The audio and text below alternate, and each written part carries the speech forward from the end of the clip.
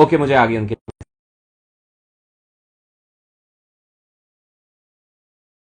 आज हम बुद्धिज्म पे बात करने वाले हैं, from the basics of Buddhism. मैं तो लैपटॉप लेके बैठा हूँ, I am going to take some notes as well. Sir, I have sent you a request, are you able to join? Hello, hi. Hello, कैसे हैं आप? मैं बढ़िया हूँ सर, आपको मेरी आवाज आ रही है क्या? हाँ, आपकी आवाज बहुत ही अच्छे तरीके से आ रही है। Thank you, thank you sir. मैं आपका नाम क्या है? Is there a particular way I should as like you as हमारे स्पेशली एक शब्द इस्तेमाल होता है, लाइक भंते। हम लोग एज अ बुद्धिस्ट मंक को ऐसे भंते शब्द इस्तेमाल होता है, स्पेशली थेरवादा परंपरा में। ओके। जैसे कि आपके इसमें जैसे महाराज वगैरह जो शब्द इस्तेमाल हाँ, होते होंगे, तो हमारे इसमें भंते ये शब्द है। इंग्लिश में मोस्टली वेनरेबल इस्तेमाल करते हैं, और मेरा नाम है एज अ मंक लाइफ का Sri Sivali Abhasaro, but in short you can say Sivali, Bhante Sivali. Bhante Sivali, so that's right sir. Sivali, yes, Sivali, Bhante Sivali. Bhante Sivali, Sivali. हाँ। Great sir, great.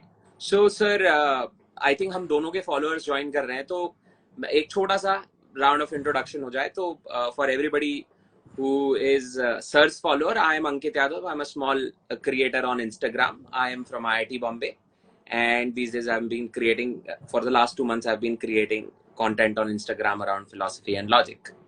Sir, up to you, sir.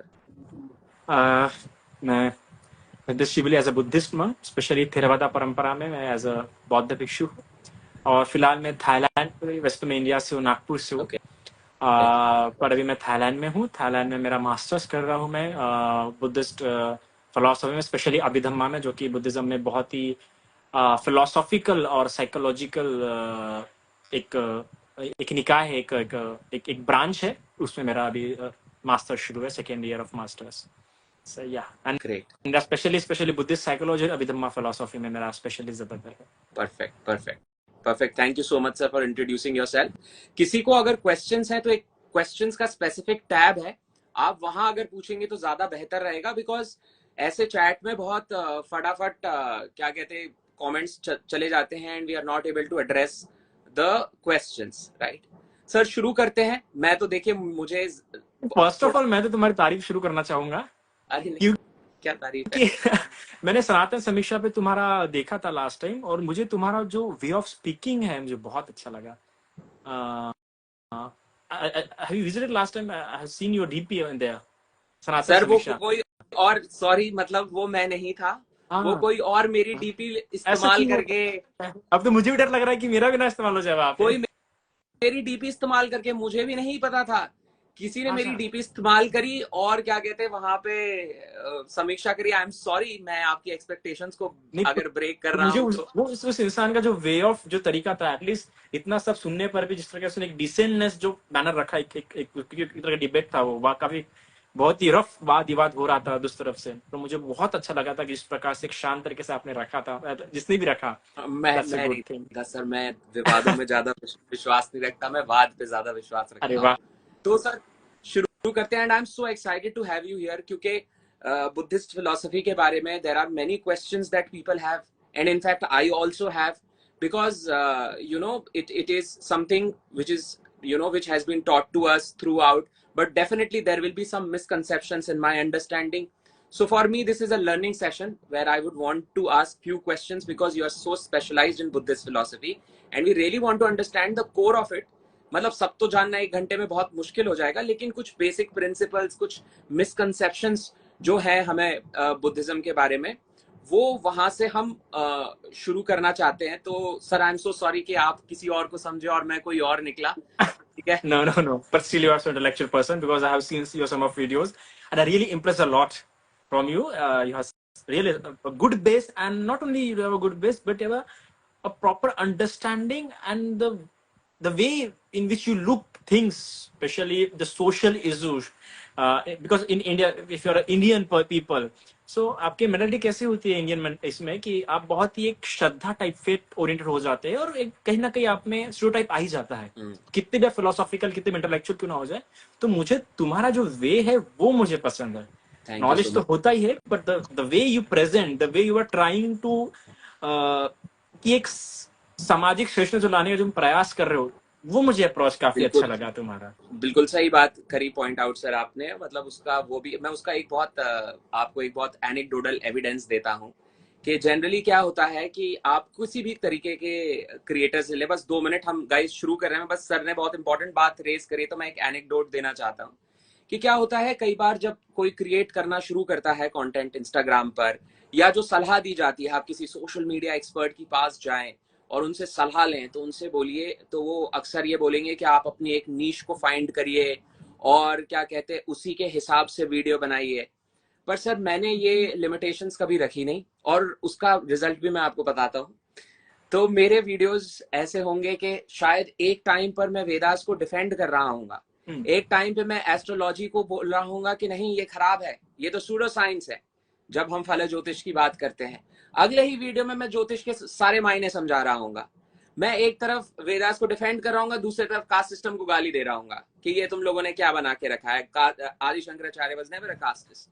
कई मेरी ज्यादातर ऑडियंस जो है फॉलोअर्स वो मेल है, लेकिन मेरे वीडियो सारे फेमिनिस्ट होते हैं, challenging the male ideology, and that is very evident on the data. तो हर दिन अगर मुझे 100 लोग फॉलो करते हैं तो अराउंड 30 लोग अनफॉलो करते हैं। जब मैंने मेटा एआई से पूछा तो ही सेड कि ओ माय गॉड इतना बड़ा number, you are getting too many unfollows. The reason is simple, because people don't want to hear something which makes them uncomfortable, which That is is a not suiting their that is a ideology. fact. Nowadays that is a fact because we are like हम पूरे social media surrounding हो चुके हैं और social media ने हमें भी एक एल्गोरिदम में जोड़ दिया है Exactly. कि जो सोशल मीडिया में जो हमारी चॉइस होंगे, जो हमें सजेस्ट होंगे, हमारे चॉइस के साथ सजेशन होगा, तो उसी प्रकार हमारे मेंटालिटी वैसी हो चुकी है कि want to go in our favour. Exactly sir, वही है। शुरू करते हैं सर, बेसिक क्वेश्चंस से शुरू करते हैं।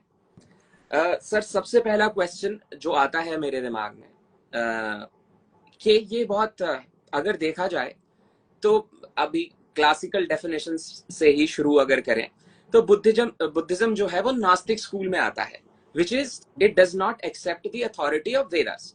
अगर मैं बहुत सिंपली स्ट्रेट फॉरवर्ड पुट करूं, right? So, sir, in Buddhism, is there a concept like how this universe came into existence? And subset would be, is there any creator of this universe? Just मैंने अभी कुछ दिनों पहले इस पे video बनाई है कल्प करके, नॉट जस्ट एक शॉर्ट में सिर्फ कल्प को समझाने के लिए, फिर मुझे वो समझाना पड़ा। अभी आप भी जानते हैं कि एज अ इंडियन फिलोसफी के कंटेक्स्ट में कल्प एक बहुत ही महत्वपूर्ण शब्द होता है, जिसमें जो कि एक गणना के लिए इस्तेमाल होता है, समय की गणना के लिए, to measure a time span कि अब तक कितना समय बीत चुका है। जी। तो उसमें समझाते समझाते मैंने कंसेप्ट समझाया कि हाँ, इवोल्यूशन का कंसेप्ट हमारे इसमें है, बट इट इज नॉट एक ऐसा असेंडिंग ऑर्डर में, तो डिसेंडिंग ऑर्डर में। तो बुद्धिस्ट इवोल्यूशन ऑफ थ्योरी एक डिसेंडिंग ऑर्डर में चलती है कि जहां से जो जिस प्रकार बुद्धिस्ट कॉस्मोलॉजी में 16 प्रकार के ब्रह्मलोक बताए गए हैं, Okay. है ना? तो 16 प्रकार के मतलब एक मनुष्य लोक, फिर उसके ऊपर 6 देवलोक, और फिर उसके ऊपर 16 देवलोक, फिर उसके ऊपर 4 अरूप ब्रह्मलोक, ऐसे बताए गए हैं।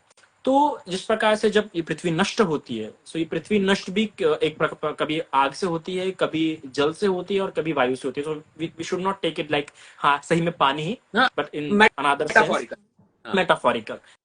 सो ये इस प्रकार से नष्ट होती है।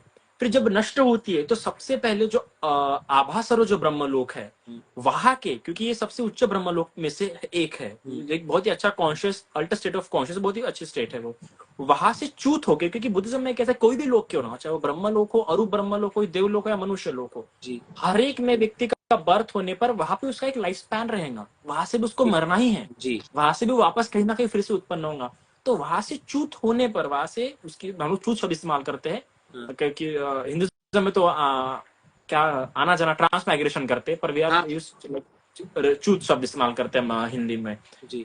तो वहां से च्यूत होने पर एक इस प्रकार के प्लेन में उत्पन्न होते कि जहाँ पे कुछ होता नहीं है, सिर्फ एक मनोमय काया, लाइक मेंटल बॉडी के रूप में, वहां से उनका च्यूत होके फिर यहाँ पे उनका इवोल्यूशन होता है यहाँ पे। फिर वो जी, फिर वहां से धीरे धीरे करके तो सब जो सबसे पहला आता है, ठीक है, तो लंबे समय तक रहता है, लंबे समय तक उसको लंबे समय तक वहां पर रहने का लगता है कि साथ में और कोई होना चाहिए।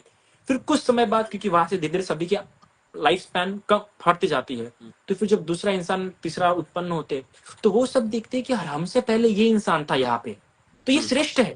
ब्रह्मा मतलब श्रेष्ठ, ब्रह्मा का शाब्दिक अर्थ है श्रेष्ठ, तो ये श्रेष्ठ है, ब्रह्मा है, महाब्रह्मा है, मतलब सर्वश्रेष्ठ है। तो वो लोग, क्योंकि इन्होंने देखा कि हमसे पहले भी एक क्या मौजूद है, तो इसलिए इन्होंने उसको महाब्रह्मा करके ओके पुकारा। तो फिर वहां से महाब्रह्मा की कल्पना हुई।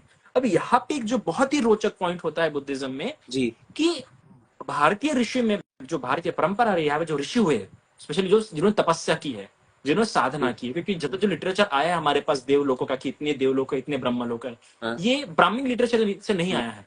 ये उन उन ऋषियों से, उन साधुओं से आया जो ध्यान समाधि करते थे। क्योंकि ध्यान समाधि करते करते कुछ समाधि ऐसी होती है, वो समाधि प्राप्त करने पर एक ज्ञान होता है भारतीय परंपरा में, इसे हम कहते हैं पुब्बे निवासानुसति ज्ञान, जिसके द्वारा वो पहले जन्म देख सकता है कि अच्छा पहले मेरा कहाँ जन्म हुआ था। ये भारतीय ओके परंपरा में ऐसा नहीं किसी बुद्धिस्ट मंक को ही प्राप्त होता है।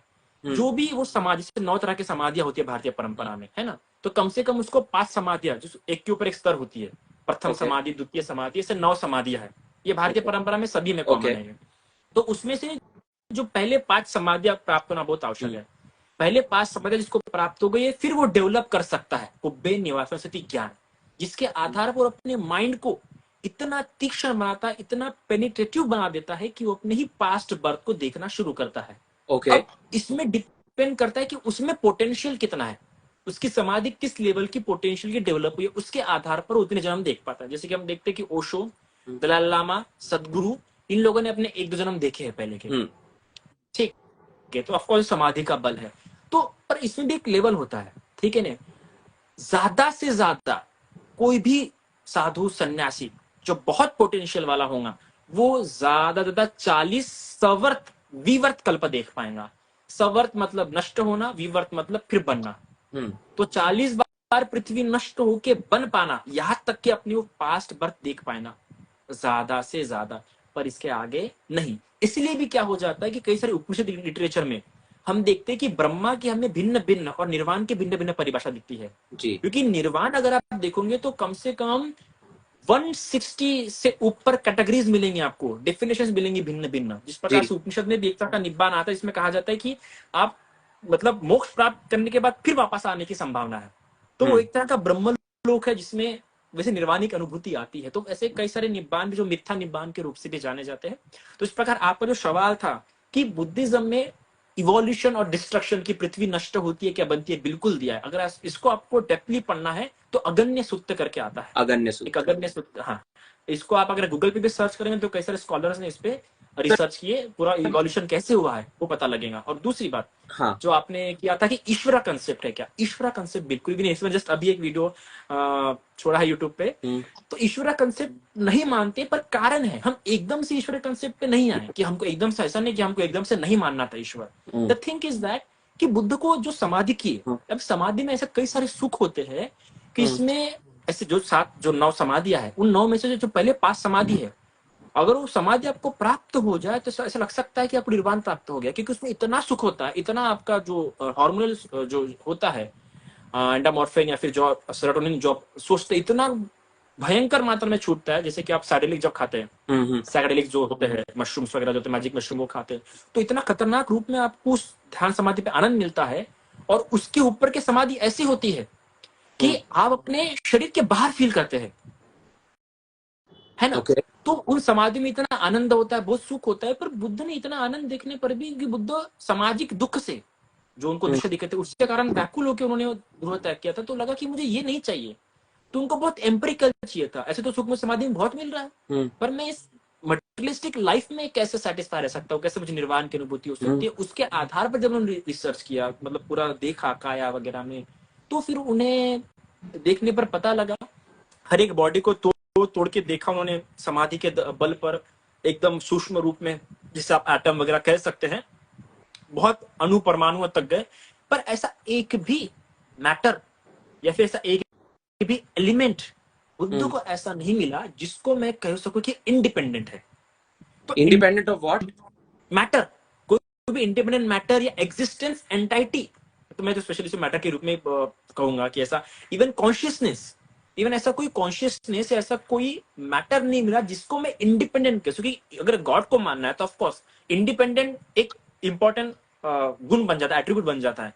आप चाहे फिर एक यूनिवर्सल कॉन्शियसनेस के रूप में पकड़ो या किसी भी रूप में पकड़ो, पर उसका कैरेक्टर इंडिपेंडेंट होना चाहिए। हाँ sir if it is not independent हाँ, Okay, मेरे sorry. यहाँ पे दो तीन सवाल आ रहे हैं. Yes. सबसे पहले मतलब इंटरेस्टिंग लगा मुझे थोड़ा. मतलब अगर हम ये जो लोगों की बात करी है आपने, राइट, जो 3 प्रकार के लोग बनाए, is it different levels of consciousness? Yes. Independence पे मैं आना चाहूंगा. इंडिपेंडेंट होना क्या होता है, Yes. उसको भी हम You have you have free time. You don't, हमें कोई हरी नहीं है, आप बिल्कुल आराम से सवाल पूछ सकते हैं. तो मैं उस इंडिपेंडेंट होने पर आना चाहूंगा उसके बाद में. पर मैं ये समझना चाहता हूं कि चलो रीबर्थ तो एक ऐसी चीज है कि we don't have any evidence for that, और वो तो खैर हिंदुइज्म में भी होती है. But that is one of the beautiful point of Buddhism. We still believe in rebirth, but don't believe in soul. हाँ, That is ठीक one है. of the beautiful concept of Buddhism that I like most. Okay fine. तो ये जो different Lucas हैं, जो 3 categories आपने Lucas की बताई हैं, वो actually different states of consciousness है. Yes. Right. And You they are, you may consider it. हाँ, we can say that. Yes. तो जो हमारा ऑर्डर है, जो हमारा लोका है, it has a specific quality. For example, we exist in space and time, right? There is causality. There are certain structures that we are aware of. Let's say mathematics, and chalo mathematics agar independent भी of physical reality मान ले, but we have space and time, we have causality, so on and so forth. ठीक है. So the other lokas, if I go and ask, or the other states of consciousness, right? Do they have some sort of a क्या कहते हैं, base on which the reality exists? मतलब जैसे हमारी reality जो है, physical Like in the reality है, objective it's sense, composed you are of, saying. in an objective sense, in we have senses, and those senses can perceive physical reality, or even our consciousness exists in physical reality. There we need a brain. A material body holds consciousness, and that material body requires space and time to exist, right? So in the other lokas, क्या वहां पर भी is there any holding needed for different states of consciousness? Does it remain same across the 8 other lokas, or does it change across time?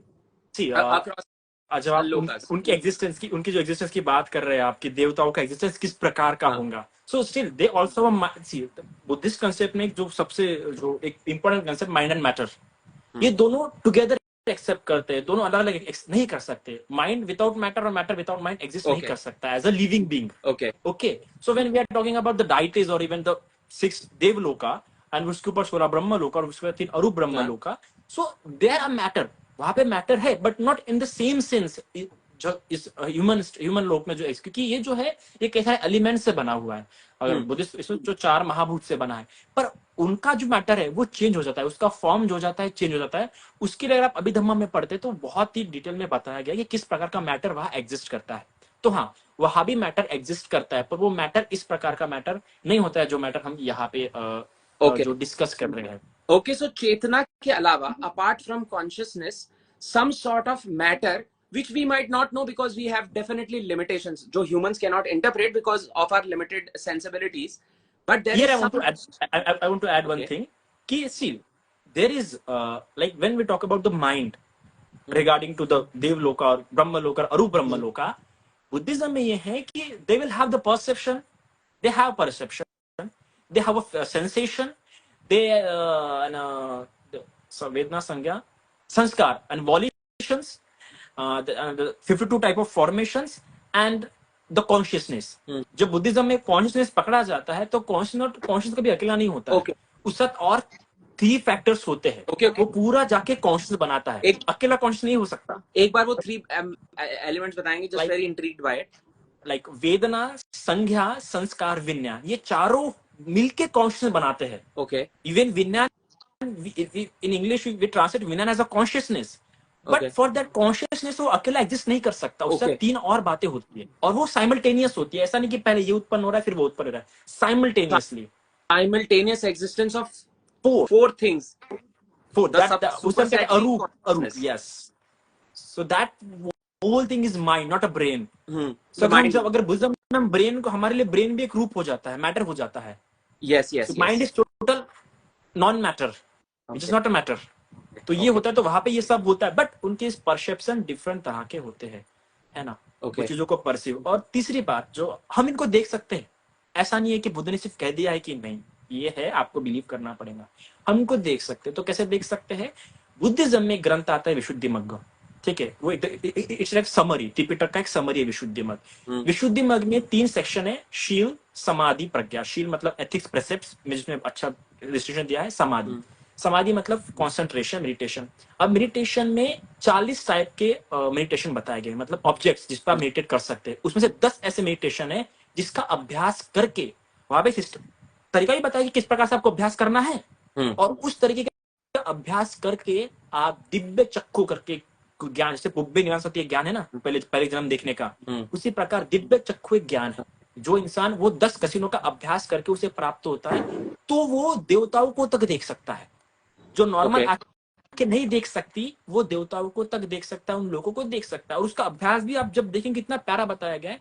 वो सबसे पहले क्या करता है, अगर उसे दिव्य सोच प्राप्त करना है, मतलब दिव्य दिव्य साउंड सुनने की इच्छा है उसको, या फिर एकदम दूर की आवाज सुनने की इच्छा, तो वैसे प्रैक्टिस करना शुरू करता है। वो सबसे पहले क्या करेंगे, वो एकांत में बैठेगा, और एकांत में बैठ के अपना पूरा कॉन्शियसनेस यहाँ पे लगाएगा वो, और मतलब पूरा ध्यान यहाँ पे रखेगा, और सबसे पहले धीमी आवाज सुनने का प्रयास करेगा, अपने इसको उस लेवल पे लेके जाएगा, फिर दूर की आवाज सुनने का प्रयास करेगा, मतलब एक प्रोसेस द्वारा प्राप्त करता है। फॉर एग्जाम्पल, मैं भी थाईलैंड में हूँ, मैं जिस मॉनेस्ट्री में रहता, वहां पे एक मंक थे, वो इतना मेडिटेशन करते थे, इतना मेडिटेशन करते थे, और बहुत बीमार हो गए थे बुढ़ापे में। तो एक रूम में रहते थे, तब वो जंगल की मॉनेस्ट्री थी। तो उन्होंने बोला कि जल रहा है, जलने की बात आ रही, कहीं तो भी कुछ तो भी जल रहा है। तो ये सब घूमने लगे, कहाँ जल रहा है, कहाँ जल रहा है, कहाँ जल रहा है। और पता चलने पर 2 किलोमीटर दूर, हमारी मॉनेस्ट्री बहुत बड़ी थी पहली वाली, तो 2 किलोमीटर दूर एक छोटा सा कागज जल रहा था। उनको सुगंध आई। तो इतने जो आपकी इंद्रिया है, जो सेंस है, ये जो 10 प्रकार जो कसीन है, वो प्रैक्टिस करके इतने तीक्ष्ण हो जाते हैं, इतने माइनर लेवल पे। तो दिव्य चक्षु भी इस प्रकार की प्रैक्टिस होती है, जो वेवलेंथ, जिस प्रकार हम अभी एक पर्टिकुलर वेवलेंथ देख पाते हैं, उस दिव्य चक्षु द्वारा आपकी जो वेवलेंथ है, वो देखने का जो है विजन बढ़ जाता है। तो वो गॉट आप इट, देख सकते हैं। हाँ गॉट इट। मतलब ये तो ठीक है, समझ में आ रहा है मुझे। और मेथड भी दी बेसिस, है, द थिंग हाँ इज वो मेथड दी है, ऐसा नहीं कि छोड़ दिया हाँ, कि आप प्राप्त करते बैठो। ऑब्वियसली द मेथड्स होंगे डेफिनेटली, बट हम थोड़ा ना मेटाफिजिक्स पर फोकस करना यस, चाहेंगे कि okay. You know what is the cause of the universe. मतलब अगर मैं सिंपल क्वेश्चन पूछूं कि how is the universe caused in in Buddhism, तो इज देयर एन आंसर और is there not an answer, और हाउ Why कैसा there is है? not answer? Why there is no answer? You also ask like that. हाँ, why there is no answer, yeah, there should be answer, or even this question is waste के to ask कि there should be a cause of the universe. See, if you're talking about the first cause, ये पहला cause कहाँ से है? क्योंकि in Indian context, the whole philosophy is circular philosophy, कि ये बार बार नष्ट होता है, बार बार बनता है ना? तो ये पता लग जाएगा कि संसार कैसे बना, ये पृथ्वी कैसे बनी है, ये आपको मिल जाएगा, है ना? फिर फिर नष्ट हुई, फिर बनी, फिर नष्ट हुई। तो फिर ये प्रश्न खड़ा हो जाता है कि वो पहली पृथ्वी, वो पहली बार कब से बनाऊंगा, और पहला कॉज कौन सा होगा? फिर हम ये इन्फिनाइट रिग्रेशन में चले जाते हैं, है ना? तो यहाँ पे 2 बातें जो ध्यान देने लायक होती है। सबसे पहले कि बुद्धा ने ऐसे क्वेश्चन को बेकार कह दिया। अच्छा, क्यों बेकार कहा? हाँ, सबसे हाँ, पहले ये that's a good मैं दोनों stand to एस्पेक्ट क्लियर करूंगा। हाँ, क्यों क्लियर किया है? क्योंकि बुद्धा का मेन फोकस है सफरिंग। आप सफर कर रहे हो, समझ जाओ। बोले कि अगर कोई आपके छाती पे आके पीछे से कोई तीर लग गया है ना, और आप लोगों को जाके पूछो कि तीर किसने मारा, तीर किसने मारा, मुझे बताओ, और लोग बोले कि नहीं बेटा, पहले तीर निकाल ले, फिर जानते बैठना ये सब, फिर देखते बैठना ये सब। पर आप बोले नहीं, मैं तब तक तीर निकालूंगा जब तक कि मुझे बता नहीं कि तीर किसने मारा। तो इंसान मर जाएगा, पर पता चलेगा क्या? बहुत ही रेयर चांसेस, उसके मरने चांस ज्यादा रहेंगे। तो उसी प्रकार पहले मुक्ति, जो दुख है, वो दुख को पहले तुम क्या कर लो, नष्ट कर लो, उस निर्वाण को प्राप्त कर लो, फिर अगर तुम्हें इच्छा हो तो ये सब जानना। तो इसलिए क्योंकि बुद्धा का मेन जो स्कोप था, क्योंकि एक बार अगर आपने डिफरेंट टॉपिक पे बोलना शुरू कर दिया तो फिर कैसे सवाल हो जाएंगे। इसलिए बुद्ध ने अपना फोकस पूरा क्लियर रखा। उनकी पूरी फिलोसॉफी निर्वाण की इर्द घूमती है, दुख निरोध, दुख को नष्ट करने के लिए। दूसरी बात कि ये फर्स्ट कॉज जो था ना, ये तो पता लग जाएगा कि पृथ्वी कैसे बनी है, मिल जाएगा आपको रेफरेंस। बुद्धिज्म ये कैसा इवॉल्व हुआ, इवन ह्यूमन सोसाइटी कैसे इवॉल्व हुई, ह्यूमन सोसाइटी में सेक्स कैसे इवॉल्व हुआ, इवन जेंडर कैसे इवॉल्व हुए, ये सब मिल जाएगा आपको। जेंडर से लेकर पैसे जमा करना, घर बनाना, ये सब कैसे वाले, ये सब मिल जाएंगे। बट फर्स्ट कॉज, जो कि एक इंडियन थ्योरी में कॉज एंड इफेक्ट की थ्योरी में ये बहुत प्रॉब्लम आता है कि जो ईश्वर को नहीं मानते हैं, इवन जो ईश्वर को मानते हैं उनमें भी दोनों में ये है कि इन्फिनिट रिग्रेशन दोनों में आ जाता है फर्स्ट कॉज का, तो वो एक प्रॉब्लम है। दूसरी बात, बुद्ध से सवाल पूछे गए, ऐसा नहीं कि नहीं पूछे गए, पर बुद्ध वहां शांत थे ना, हाँ बोले। अभी 4 तरह से पूछे, चारों तरीके से पूछे बुद्ध से सवाल। निर्माता है, नहीं है भी, नहीं भी है, भी नहीं भी है, ऐसे 4 तरह से। पर बुद्ध कुछ भी नहीं बोले, हाँ ना। बुद्ध क्या रहे, मौन रहे। अब क्यों मौन रहे, डायरेक्टली हाँ बोले तो ना नहीं बोले। तो दरअसल ये था कि सबसे पहली बात एक मेटाफिजिकल क्वेश्चन है, ठीक है। अगर बुद्ध ने इस पर जवाब दे भी दिया है ना, तो पूरी पूरी गारंटी है कि आने वाला व्यक्ति इसे काटेगा, क्योंकि it's not a objective truth. ये ऐसा नहीं है कि मैंने H2O करके प्रूफ कर लिया, ये साइंटिफिक ऑब्जर्वेशन नहीं रहेगा। जब आप मेटाफिजिकली जब भी आप बात करते हो तो ये बात कर ध्यान रखना पड़ता है कि ये एक फिलोसॉफिकल स्पेकुलेशन ही लोग पकड़ेंगे, इसे लोग रियलिटी में नहीं देने वाले हैं। तो इसके पता अगर मैं इससे बोलूंगा तो आगे जाके और समाज से काटेंगे, और इसका नो एंड है ये जो होते स्पेकुलेशन, तो इसलिए बुद्ध उस पे बोले ही नहीं। ओके, दैट्स अ वेरी, मैंने वो स्टोरी पढ़ी है, द पॉइजन एरो करके हमें पढ़ी थी मैंने, कि एक व्यक्ति को तीर लग जाता है तो दूसरा वाला, तो वो बुद्धा पूछते हैं तुम क्या करोगे, पहले बैठ के कंटेम्पलेशन करोगे क्या, ये तीर आया कहाँ से, इस पर जहर किसने डाला, किस एंगल पे छोड़ा गया। तो main point, the matter of fact is in this limited, Buddha ने सॉरी बट बुद्ध ने इस पे एक बात बोल दिया है कि ये संसार इतने लंबे समय से चलता आ रहा है, इतने लंबे से उसका आदि पता लगाना कठिन है। इतना बोला है बुद्ध ने जी, कि इसका आदि पता लगाना कठिन है। और फिर बाद में कमेंट्री में ये भी बोला गया है कि जो चीज होके नष्ट हो गई है, उत्पन्न होके नष्ट हो गई है, उसका शुरुआत और एंड पता लगाया जा सकता है, पर जो उत्पन्न होके बढ़ते जा रही है उसका एंड नहीं हो रहा, उसका स्टार्टिंग भी पता लगा नहीं सकते, क्योंकि रेखा सिर्फ आगे नहीं बढ़ रही, पीछे भी बढ़ रही है। तो इसलिए बुद्ध ने कहा है कि आदि पता लगाना कठिन है, नहीं पता लगाया जा सकता। ये एक स्टेटमेंट मिलता है। मतलब जो हमारी अंडरस्टैंडिंग आती है, मैं मतलब just wanted to clarify it from a Buddhist standpoint also, कि चलो ठीक है, एक पॉइंट ऑफ व्यू आता है ऑब्जर्वेशन का point of view, right, external observation का पॉइंट ऑफ व्यू, जो आपकी बात से मुझे लग रहा है बुद्धिज्म इज अबाउट इंटरनल, अंतर्मन को जानने का पॉइंट ऑफ व्यू है, ठीक है। पर एक जो पॉइंट ऑफ व्यू आता है वो है एक्सटर्नल यूनिवर्स को ऑब्जर्व करके, उस पे बैठ के चिंतन करना और फाइंड आउट करना, कि छोटे से छोटी चीज को देखना, बड़े से बड़ी चीज को देखना, एनालाइज करना, उसको पैटर्न्स डिस्कवर करना, फिर उस पर लॉज बनाना, फिर देखना वो लॉज कहाँ पर एप्लीकेबल होते हैं, सो ऑन एंड सो फोर्थ। अब ये एक ऐसी एक्सरसाइज हो सकती है विच माइट बी फ्यूटाइल, ठीक है, कि अगर मैं साइंटिफिक पर्सपेक्टिव से देखूं तो शायद साइंस वुड से कि लॉज जो हम आज कहते हैं, let's say Newton's third law is only applicable to microscopic level या क्लासिकल लेवल, लेकिन क्वांटम लेवल पर वो एप्लीकेबल नहीं होता। तो साइंस की डेफिनेटली कुछ लिमिटेशंस है, और जहां तक बात है कि रियलिटी को थ्रू ऑब्जर्वेशन जानने की, ये बात फॉल्सिफाई होती हुई सी दिखती है कि आपके जो सेंसेस हैं वो भी लिमिटेड है, राइट, उनसे आप कितना ही एनालाइज कर लोगे, क्या अल्टीमेट रियलिटी तक उससे सेंसेस को स्टडी करके, सेंसेस से जो परसेप्शन आ रहा है उस डेटा को स्टडी करके, क्या आप अल्टीमेट रियलिटी या स्टार्टिंग पॉइंट तक पहुंच सकते हो कि नहीं पहुंच सकते हो। ये जहां तक साइंस या साइंटिफिक या ऑब्जर्वेशन या एम्पेरिसिज्म की बात होती है, तब तक बड़ा स्ट्रॉन्ग आर्ग्यूमेंट होता है। पर एक दूसरी तरफ होता है लॉजिक का आर्ग्यूमेंट भी, कि for example it is not necessary कि क्या कहते मैं कोई ऑब्जर्वेशन करूं, but simply from deduction and from logical principles I can definitely come to a conclusion कि there is something which has caused the world. अगर आप चाहें तो मैं उसका एक एग्जांपल भी दे सकता हूं, जैसे स्पिनोजाज ने अपने गॉड को डिफाइन किया, या क्या कहते ब्रह्म को डिफाइन किया गया फ्रॉम थ्रू डिडक्शन, वैसा भी तो एक पॉइंट ऑफ व्यू बन सकता है कि there can be logical deduction of the genesis of the universe, right.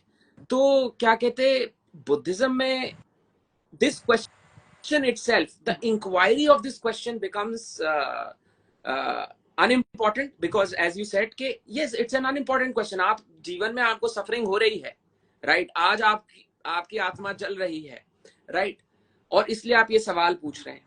पर सर एक और क्वेश्चन ये भी आता है, चलो एक तो लॉजिक वाला आर्ग्यूमेंट आ गया, और दूसरा आर्ग्यूमेंट ये भी आता है कि जिज्ञासा है हमारे अंदर, कि कहीं ना कहीं ये दिमाग मानता ही नहीं है ये दिमाग को चाहिए क्या कहते इस सवाल का जवाब कि मेरा ओरिजिन क्या है, हम कहाँ से आए हैं, राइट? तो ये ये जो जिज्ञासा वाली बात है, इसका क्या सोल्यूशन है? कॉस्मोलॉजी और एस्ट्रोफिजिक्स किसको पसंद नहीं है? ऐसी वाली बात हो जाती है ना कि इस दुनिया में सब कोई व्यक्ति ने ऐसे एस्ट्रोफिजिक्स और कॉस्मोलॉजी पसंद ना हो, सभी को टॉपिक अट्रैक्ट ही करता है। बट द थिंग इज, सबसे पहली बात, हम एक्सटर्नल वर्ड डिनाई नहीं करते है ना, हम उसके एग्जिस्टेंस को पूर्ण रूप से मानते हैं, ठीक है। दूसरी बात, जो क्यूरियोसिटी है ना, कि किसने क्रिएट किया, यहाँ पे दो बातें बहुत इंपॉर्टेंट होती है। जैसे कि माइलेशियन स्कूल जो है वेस्ट की, जो सबसे पहले अपने एरिस्टोटल के पहले या प्लेटो के पहले या सोक्रेटिस के पहले जो थी, उनका एक बहुत बहुत प्यारा क्वेश्चन था कि ये जो पूरा संसार, जो पृथ्वी है, किस पदार्थ से बना। Exactly. फिर पता नहीं आगे चल के क्या हो गया, वो प्रश्न इस पर डेवलप हुआ, किसने बनाया। So who created, by what it created से वो हो गया कि हु क्रिएटेड। जर्नी चेंज हो गई, और वहां जब जर्नी चेंज हो गई तो फिर आंसर भी चेंज हो जाएंगे। ऑफकोर्स अब जो सवाल रखोगे, अगर आप हाउ सवाल रखोगे तो आपको हाउ के संदर्भ में, हाउ के रेफरेंस में जवाब मिलने वाला है। व्हाट रखने वाले तो व्हाट के रेफरेंस में आप जवाब ढूंढोगे और मिलेगा। हाँ, तो अगर व्हाट का क्वेश्चन भी ले लें कि व्हाट क्रिएटेड, हाँ, sorry, I am so sorry, I okay, no it's okay, totally I can understand it. So कैसा होता है, तो जब हम ये पूरे संसार को देखते हैं तो इसमें ऐसी पॉसिबिलिटी है कि पूरे सबूत मिलेंगे कि ईश्वर है, और ऐसी भी पॉसिबिलिटी है कि पूरे सबूत मिलेंगे कि ईश्वर नहीं है। तो दोनों तरीके से प्रूफ किया जा सकता है। इसलिए इतने लंबे समय से आर्गुमेंट चल रहे हैं। कितने ही स्कॉलर्स ने बुक लिखे हैं ईश्वर के विरोध में, आप देखो, रिचर्ड डॉकिंस से लेकर कितने ही, और कितने ही लोगों ने ईश्वर के संदर्भ में भी, पक्ष में भी किताबें लिखी है, पर अभी तक वो डिबेट सॉल्व हुआ है क्या? साइंटिस्ट एविडेंस के साथ बात करने का प्रयास कर रहे हैं, फिर भी लोग नहीं मान रहे। उधर लॉजिक के साथ थीस्ट लोग बात करने का प्रयास कर रहे हैं, फिर भी नहीं। मेरा यही हाईलाइट करने का पॉइंट है कि बोल देने के बाद भी ये टॉपिक नहीं रुकने वाला है। दूसरी बात, जो आप कह रहे हैं कि एक जो क्यूरियोसिटी है, कि वो क्यूरियोसिटी की ऑफकोर्स हमें जानना है। एक सवाल ये आता है कि क्या गारंटी है कि वो क्यूरियोसिटी से हम बराबर जो रास्ता है उसी रास्ते पर रहेंगे, हम भटकेंगे नहीं। मतलब हमारा जो क्वेश्चन है, मैंने जो क्वेश्चन रखा है, मेरे कॉस्मोलॉजिकल जो क्यूरियोसिटी है, क्या गारंटी हो कि वो क्वेश्चन मेरा सही है और मैं उसी रास्ते के हिसाब से चल रहा हूँ। ईश्वर के खोज में कई सारे हमारे सारे साधु सन्यासी गए, और इसी के चलते कई सारे भिन्न भिन्न थेरीज, फिलोसॉफीज, डेफिनेशंस सारे क्रिएट हो गए। तो मुझे ये एक आश्वासन चाहिए, अगर मैं उस खोज में निकलता हूँ, ठीक है, अभी समझ जाओ, क्योंकि मैं आत्मा को नहीं मानता, एज अ बुद्धिस्ट फिलोसॉफी के चलते है क्या नहीं। अब विश्वास करो, मैं आत्मा को नहीं मानता, हमारे पास कई सारे लॉजिकल ट्रूथ्स है ना, logical, on the base of logical ऐसे कैसे स्पेकुलेशन है जिसमें हमको आत्मा की जरूरत पड़ती नहीं है पूरे शरीर के कार्य को चलने के लिए, किसी चीज के लिए भी। तो भी समझ जाओ, अगर मैं आत्मा को मानता और आत्मा पर ढूंढता हूँ, जिंदगी पूरी लगा देता हूँ, है ना, और पता चला कि मुझे मिली ही नहीं आत्मा, और जो मिली वो भी गलत, मेरा स्पेकुलेशन है, मेरा तो पूरा जीवन चला गया ना उसमें, जबकि जीवन में और बहुत कुछ कर सकता था। अभी न्यूटन इसका सबसे अच्छा उदाहरण है। न्यूटन के बारे में कहा जाता है ना कि न्यूटन काफी विद्वान थे, और मोस्ट ऑफ समय उन्होंने अपना काम में व्यतीत किया बाइबल में। Edison, Newton was a theist, yes. तो मुझे वो प्रश्न आता है कि ठीक है, मैं पूरी जिंदगी लगा दूंगा, मैं कैसे सन्यासी, अभी एक सन्यासी है अपने कहीं पे, तो भी उन्होंने एक संकल्प किया था कि हाथ ऊपर करने का। क्या है उस संकल्प में, क्या ऐसा अर्थ है? तो वो ये कि मैं कर तो लूं, चलो उसमें चला भी जाऊं, पर सही में मुझे जवाब मिलेगा क्या, और सही में एग्जिस्ट करता है कि नहीं करता है। अभी 2011-2012 में मोक्ष के नाम पे एक परिवार के 11 या 12 सदस्य ने एक साथ एक समय में फांसी लगाई। पता है आपको किस्सा? उनको बस बताया गया कि इस समय पे मोक्ष होता है, और उन्होंने लगा दी फांसी। हाँ, वो बहुत नेटफ्लिक्स पे डॉक्यूमेंट्री भी है उसके बारे में। हाँ, और इसके अलावा समाधि, जल समाधि के नाम पे भी कई लोग जाते हैं उधर। अब मुझे ये है कि मेरा तो जीवन जा रहा है उसमें, अगर मैं और नहीं रहा वैसा मोक्ष, तो पता नर्क में गया तो सुसाइड, क्योंकि ये है पूरी इंडियन कल्चर में। तो मुझे वो है कि मुझे एक एम्पिरिकल अप्रोच चाहिए। अगर हमें ईश्वर को लेके एम्पिरिकल अप्रोच मिलता है, एम्पिरिकल वे मिलता है, so we are ready to go in that path. But अगर हम इसमें एम्पिरिकल सिर्फ क्यूरियोसिटी और इमेजिनेशन पे जा रहा है, तो we will not take that way. नहीं सर, वही एग्जैक्टली मेरा क्वेश्चन था कि अगर हम दो कैटेगरीज लें, लेट्स से एक प्रोपोजिशन ये है कि देयर इज अ मेथड, ठीक है, there is a method to remove suffering, let's say that is an approach a, ठीक है, जहां पर we don't know the cause of us, ठीक है, we don't know the final step, we know the final step may be, right? But we know the cause of suffering, how it is taking place, and it's all functions and the way of functions. जब suffering की cause की बात से हम एकदम सिर्फ cause की बात नहीं करता, वो कैसे फंक्शन करता है, कितने रातों से आ सकता है, किस तरीके से फंक्शन, बहुत डेप्थली हम उसका मैकेनिज्म में बात करते हैं. ओके सो मतलब आई थिंक वहां पे थोड़ा सा डाइग्रेशन हो गया था कि the question is not about who created, the question is how we came into being. मैंने कभी व्हाट मतलब हु वाला क्वेश्चन तो डाला ही नहीं था. मेरा क्वेश्चन था कि what created, what is the source of genesis. It's not कि किसी ने बनाया है या ये किसी ने किया तो इससे वो हो गया. It is about what is the source of creation, the single point या single point या multiple points या combination of points. What is the source of creation? जब अब existence, you mean to say, what is the source of existence? Yeah. So we are, एक second. So Bhargav, at the end of the, when we will have Q&A, so I will ask you to join us and then you can ask. I think there's also Project Satya Loka is there, I think. Is it still there? हाँ, he's still there. So I will just add him in some time. एक बार ये discussion खत्म हो जाए, because he had some important question to ask. I have 2 more questions to ask. Hello? Yes, you are always open. Because I like you more. Because I'm getting intrigued, constantly by this question. So the question is not who created. The question is, what is the genesis of this creation? I have this. Can you please clear that word genesis more? Like, okay. Elaborate. So I'll say, okay, let's say this thing, right? ये मेरे क्या कहते हैं तकिए का cover है. I know the genesis of this cover. ठीक है कि ये किसी क्लॉथ से बना हुआ है. But this cloth is not curious. It is not conscious.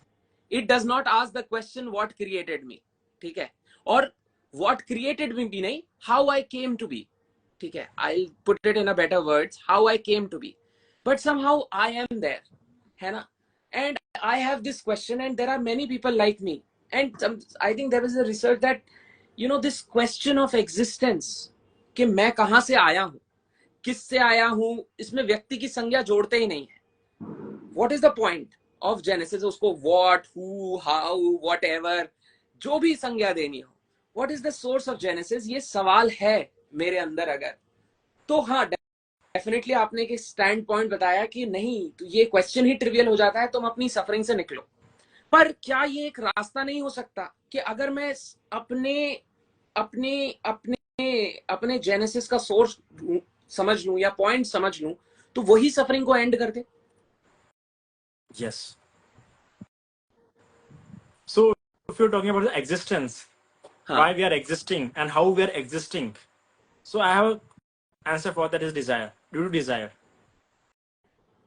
and the passionate desire, owing to desires हम exist कर रहे हैं और exist करते रहेंगे. और desire के कारण से ही हमारा existence हुआ है. तो अगर मुझे इस शब्द में जवाब देना रहेगा तो I will say desire, due to desire. So you are saying, and the passionate desire. So there is something called desire through which existence has came about.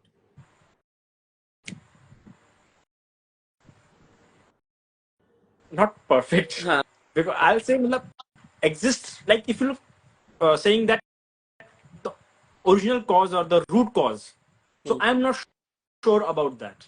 Okay. But if you are saying that ki existence hai, what moves existence, I get the point. What moves existence is desire. मैं अगर desire नहीं करूंगा तो क्षण कैसे बीतेंगे? So मैं exist कर रहा हूँ, तो उसका desire है. और मैं कैसे exist करूंगा उसके लिए भी desire responsible. Still, it is a root cause. In that there are still many causes playing their role in background passively, but the root cause is a desire.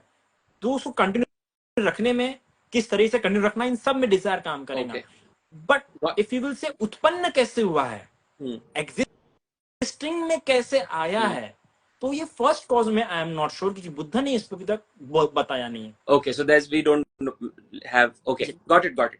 Sir दूसरी चीज जो एक बहुत बड़ा जो मिसकंसेप्ट जिसकी इतने सारे इंटरप्रिटेशंस दे दिए गए हैं and it has lost somewhere, कि अब आप बताना कि मेरी अंडरस्टैंडिंग सही है कि नहीं, क्योंकि मैं कोई एक्सपर्ट नहीं हूँ, बट एक चीज मैं इसमें ऐड करना चाहूंगा, सॉरी। जिस प्रकार आपने कहा था ना कि जो सवाल है कि मैं कहाँ से आया, है ना, हाँ, मैं कहाँ जाने वाला हूँ, तो बुद्धिज्म में से 10 आया कहाँ क्वेश्चन से है। जाने वाला हाँ तो हाँ, देख ये लेंगे। जो 10 क्वेश्चन है कि मैं पहले था या नहीं था, मैं भविष्य में रहूंगा नहीं रहूंगा, है ना, ये इस तरह के जो क्वेश्चन है, बुद्धिज्म में इस क्वेश्चन को ये क्वेश्चन इंसान में आश्रव डेवलप करते हैं, आश्रव यानी लैटेंट टेंडेंसीज। आपको लैटेंट टेंडेंसीज पता होगा शायद से, जो कि ऐसे है तो जो इंसान को विकृत बना देते हैं, आप अच्छा, समझ में। हाँ, तो ये जो सवाल है इंसान में बहुत, इसे आप एग्जिस्टेंशियल क्राइसिस, अगर आज की लैंग्वेज में बोलना रहेगा तो एग्जिस्टेंशियल क्राइसिस क्रिएट करते इस प्रकार के क्वेश्चन, क्योंकि जब आपने सवाल होते तो एक तरह का एक निर्वेद भाव होता है, एक सफरिंग होता है, पर एक बहुत ही आइसोलेटेड सफरिंग होता है। अगर आपने उस आइसोलेटेड सफरिंग को ठीक प्रकार से मैनेज नहीं किया तो ओशो पैरा कहते हैं ना, एक तो आत्महत्या करेगा तो सन्यासी बन जाएगा। तो मतलब ये आप, एग्जिस्टेंशियल क्राइसिस, हाँ, गॉट इट, आप कंप्लीट कर लीजिए। सॉरी मैं एक्चुअली बहुत इंट्रिग्ड हूँ आपके सवालों से, जवाबों से, नहीं बार बार सवाल आ रहे हैं। तो वही तो, ये जो सवाल है, ये सवाल जितने इंसान को क्यूरियस बनाते हैं उतना इंसान को पागल ही बना सकते हैं। और धर्म ये ऐसा ही खेल नहीं है, धर्म जितना अच्छा है उतना हानिकारक भी है ना। हमें तो सिर्फ कुछ नाम दिख रहे हैं, गुरु नानक जी, बुद्ध, महावीर, जैन वगैरह, पर तपस्या बहुत लोगों ने की है। तपस्या बहुत सक्सेसफुल कुछ ही लोग हैं, उसमें से कुछ लोग एनलाइटमेंट हो पाए हैं। तपस्या अगर आप बुद्ध के समय देखें तो 62 पंथ थे, 62 पंथ, हर एक पंथ में कितो भी श्रावक, कितो भी शिष्य थे उनके, तो बहुत सारे थे। बट स्टिल, क्योंकि ये सवाल जितने लग रहे हैं आपको अच्छे, उतने ही हानि भी कराते हैं इंसान के, तो इसलिए इन सवालों को बुद्ध ने बहुत ही बाजू में रखने के लिए कहा है। ओके, गॉट इट, समझ गया। बिकॉज सर एक और जो he think in more psychological way, social way, and empirical way, pragmatic way. Got it sir, एक और जो क्वेश्चन है, शायद मेरी अंडरस्टैंडिंग या बहुत सारे लोगों की अंडरस्टैंडिंग थोड़ा मीडिया ड्रिवन हो गई है या बहुत डिफरेंट सोर्सेस से सुना हुआ है, तो मैं ये क्वेश्चन आपसे पूछना चाहता हूँ। ये अक्सर कहा जाता है, अब मैं बस कोट कर रहा हूँ जो मैंने अक्सर सुना, और ऑब्वियसली सेंसेशनल चीजें ही सुनते हैं। हाँ, तो अब मैं बिल्कुल गलत हो सकता हूँ, मैं बिल्कुल मानने के लिए तैयार हूं, मैं एब्सोल्युटली गलत हो सकता आप बिल्कुल भी, सबसे पहले मैं कहूंगा आपको, जो भी इवन आपको भी अगर कुछ लगता होगा बुद्धिज्म के प्रति कि मुझे ये बुद्धिज्म की बात गलत लगती है, प्लीज आप खुल के बोलिए, क्योंकि मैं समझ सकता हूँ, क्योंकि मैंने ये जो विचारों का भेद होना बहुत स्वाभाविक है। हमें भी कई सारी बातें खटकती है हिंदू धर्म की, आपको भी ऑफकोर्स अलग सी बात है, आपको भी खटकती होंगी, अम्बेडकरिज्म भी खटकती होंगी, और बुद्धिज्म की कई सारी बातें, तो आप सिंपल रख सकते हैं, we can have a good chat on that. हाँ, नहीं मतलब वो खटकने वाला तो संदर्भ नहीं है, बट मैं ये कहा जाता है ना, तो ऐसा कहते हैं कि अब आप कंप्लीटली इसको बताना कि सही बोल रहा हूं मैं कि नहीं। दो आर्ग्यूमेंट्स दिए जाते हैं कि in Buddhism it is said that everything comes from nothing, right, everything comes. अब ये सुनाई बात है, आप इसको एकदम रिजेक्ट भी कर दीजिए, मैं, क्योंकि ये बहुत सारे लोगों ने सुनी हुई है, सब ऐसे ही सुनते हैं कि बुद्धिज्म में कहा जाता है कि एवरीथिंग कम्स फ्रॉम नथिंग, ठीक है। एंड दूसरी बात कहा जाता है कि this is not a logical feasibility, as nothing can come from nothing, anything can not come from nothing. तो आप बताइए, क्या ये इंटरप्रिटेशन ही गलत है, या अभी आजकल के टाइम पे इसको बहुत गलत तरीके से फैला दिया जा रहा है, या सो ऑन एंड सो फोर्थ? इस पर मैं थोड़ा आपका वो चाहूंगा बिल्कुल जवाब, जो क्योंकि ये बहुत everything interesting comes from question है। नथिंग, ये स्पेशली जो जिसके कारण हुआ है, ये नागार्जुन के कारण हुआ है, जिन्होंने एम्प्टी जो शून्यवाद जो फिलोसफी दी है ना, जो कि महायान के बेस फिलोसोफर है, जिनके कारण महायान डेवलप हुआ है। महायान बुद्धिज्म का एक ब्रांच है, जो 3 ब्रांच वो चल रहे हैं अभी, थेरवादा, सॉरी हीनयाना, हीनयाना थेरवादा कहते हैं हम लोग, फिर महायान और वज्रयान। वज्रयान बहुत मॉडर्न है फिलहाल। तो जो महायान के जो बेस फाउंडर रहे, जिनकी फिलोसफी बहुत फायदेमंद हुई है महायान डेवलप करने के लिए, तो नागा अर्जुन के शून्यवाद को एक्सट्रीमली, जैसे शंकराचार्य को नीति को बहुत एक्सट्रीम पे समझ गए लोग, है ना, उसी प्रकार नागा अर्जुन के शून्यवाद को बहुत एक्सट्रीम पे समझ जाने के बाद फिर लोगों ने उसमें से इस प्रकार के स्पेकुलेशन निकालना शुरू किए कि शून्य से आया है, क्योंकि नागार्जुन ने बोल दिया सभी कुछ अनात्मा है ना। पर ऐसा नहीं है, थेरवादा परंपरा डायरेक्टली नकारता है कि कुछ नहीं में से कुछ कभी नहीं आ सकता, पहले कुछ रहा होगा तभी उसमें से आया। हाँ, ये बात हो ओके सकती है कि उस ओके, फॉर्म में नहीं रहा होगा, हाँ उस फॉर्म में। वो तो है। जैसे कि एक एग्जांपल भी दिया, मिलिंद प्रश्न में एक एग्जांपल दिया, बहुत प्यारी किताब है वो लॉजिक के लिए। तो उसमें एक एग्जांपल दिया है कि समझ आइए, बोलिए घर है ना, ये घर बनने के पहले था क्या? नहीं। ये घर घर के रूप में था क्या? नहीं। ये घर पहले था ही नहीं।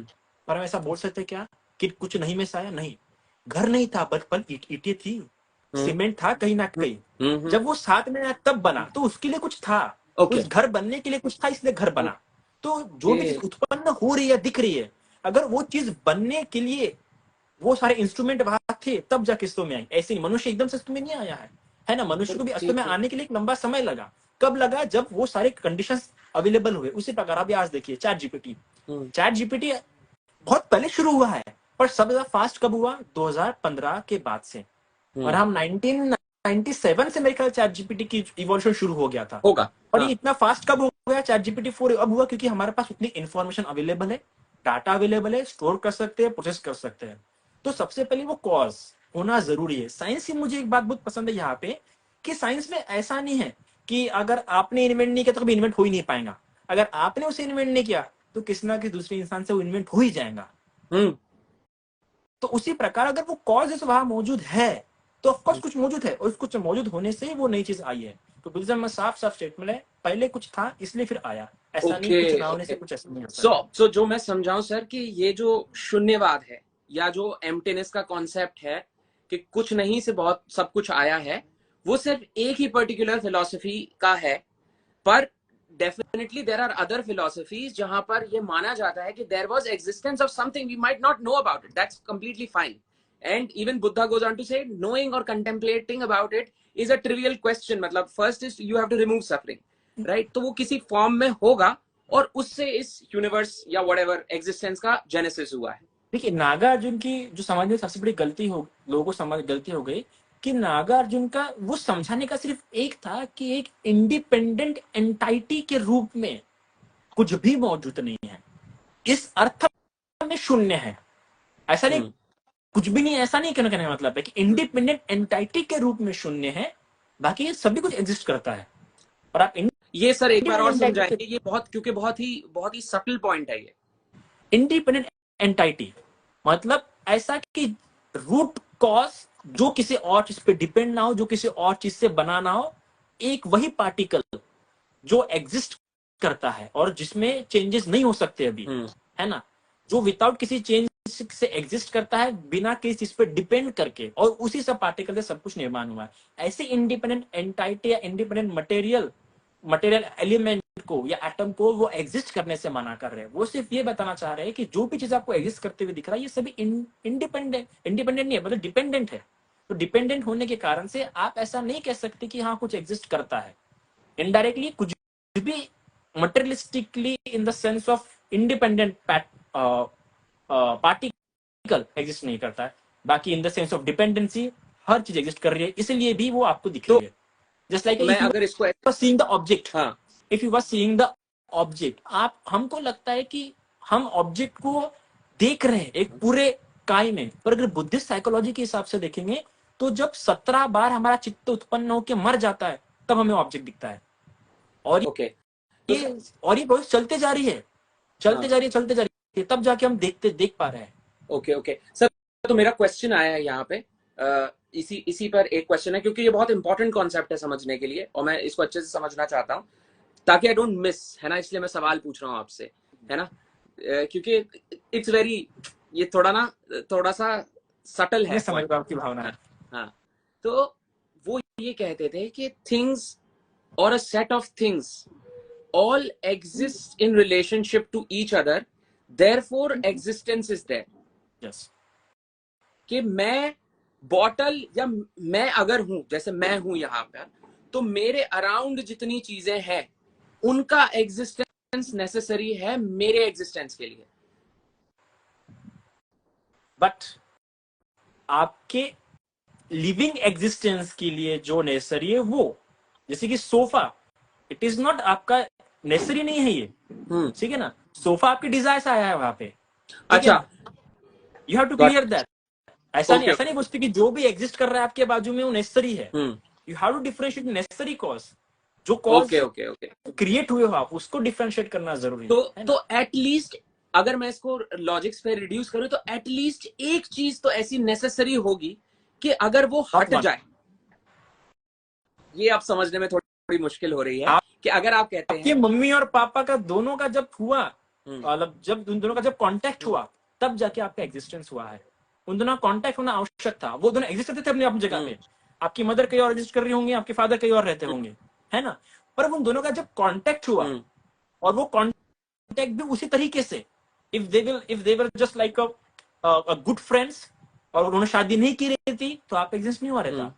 तो सिर्फ दोनों का एग्जिस्ट करना काफी नहीं, वो दोनों का एक प्रॉपर पोर्शन में, एक प्रॉपर डायरेक्शन में जब रोल प्ले होता है तब जाके कुछ एग्जिस्ट में आती है। तो इसलिए हम ऐसा नहीं कहते कि कारण में ही कार्य मौजूद है, नहीं, हर चीज अपनी इसमें पुस्तक, मतलब हर एक नया डिसीजन आपकी एक नई एग्जिस्टेंस क्रिएट कर सकता है। Like the dark series, dark series नहीं थी क्या अपनी साइंस फिक्शन की? ओके ओके ओके हाँ, और इसमें एक बात बहुत ध्यान देने वाली है कि इसको देखते हुए आपको याद रखना है, आपको ये कैजुअल रिलेशन की लिंक आगे से पीछे नहीं देखनी है। अगर आप आगे से पीछे देखोगे, पास्ट है ना, हाँ, अभी आप पास्ट से देखोगे तो आप डिटरमिनिस्टिक दिखोगे, आपको ईश्वर दिखेगा कहीं ना कहीं। आप फाइन ट्यूनिंग के चक्कर में ईश्वर को खोजोगे।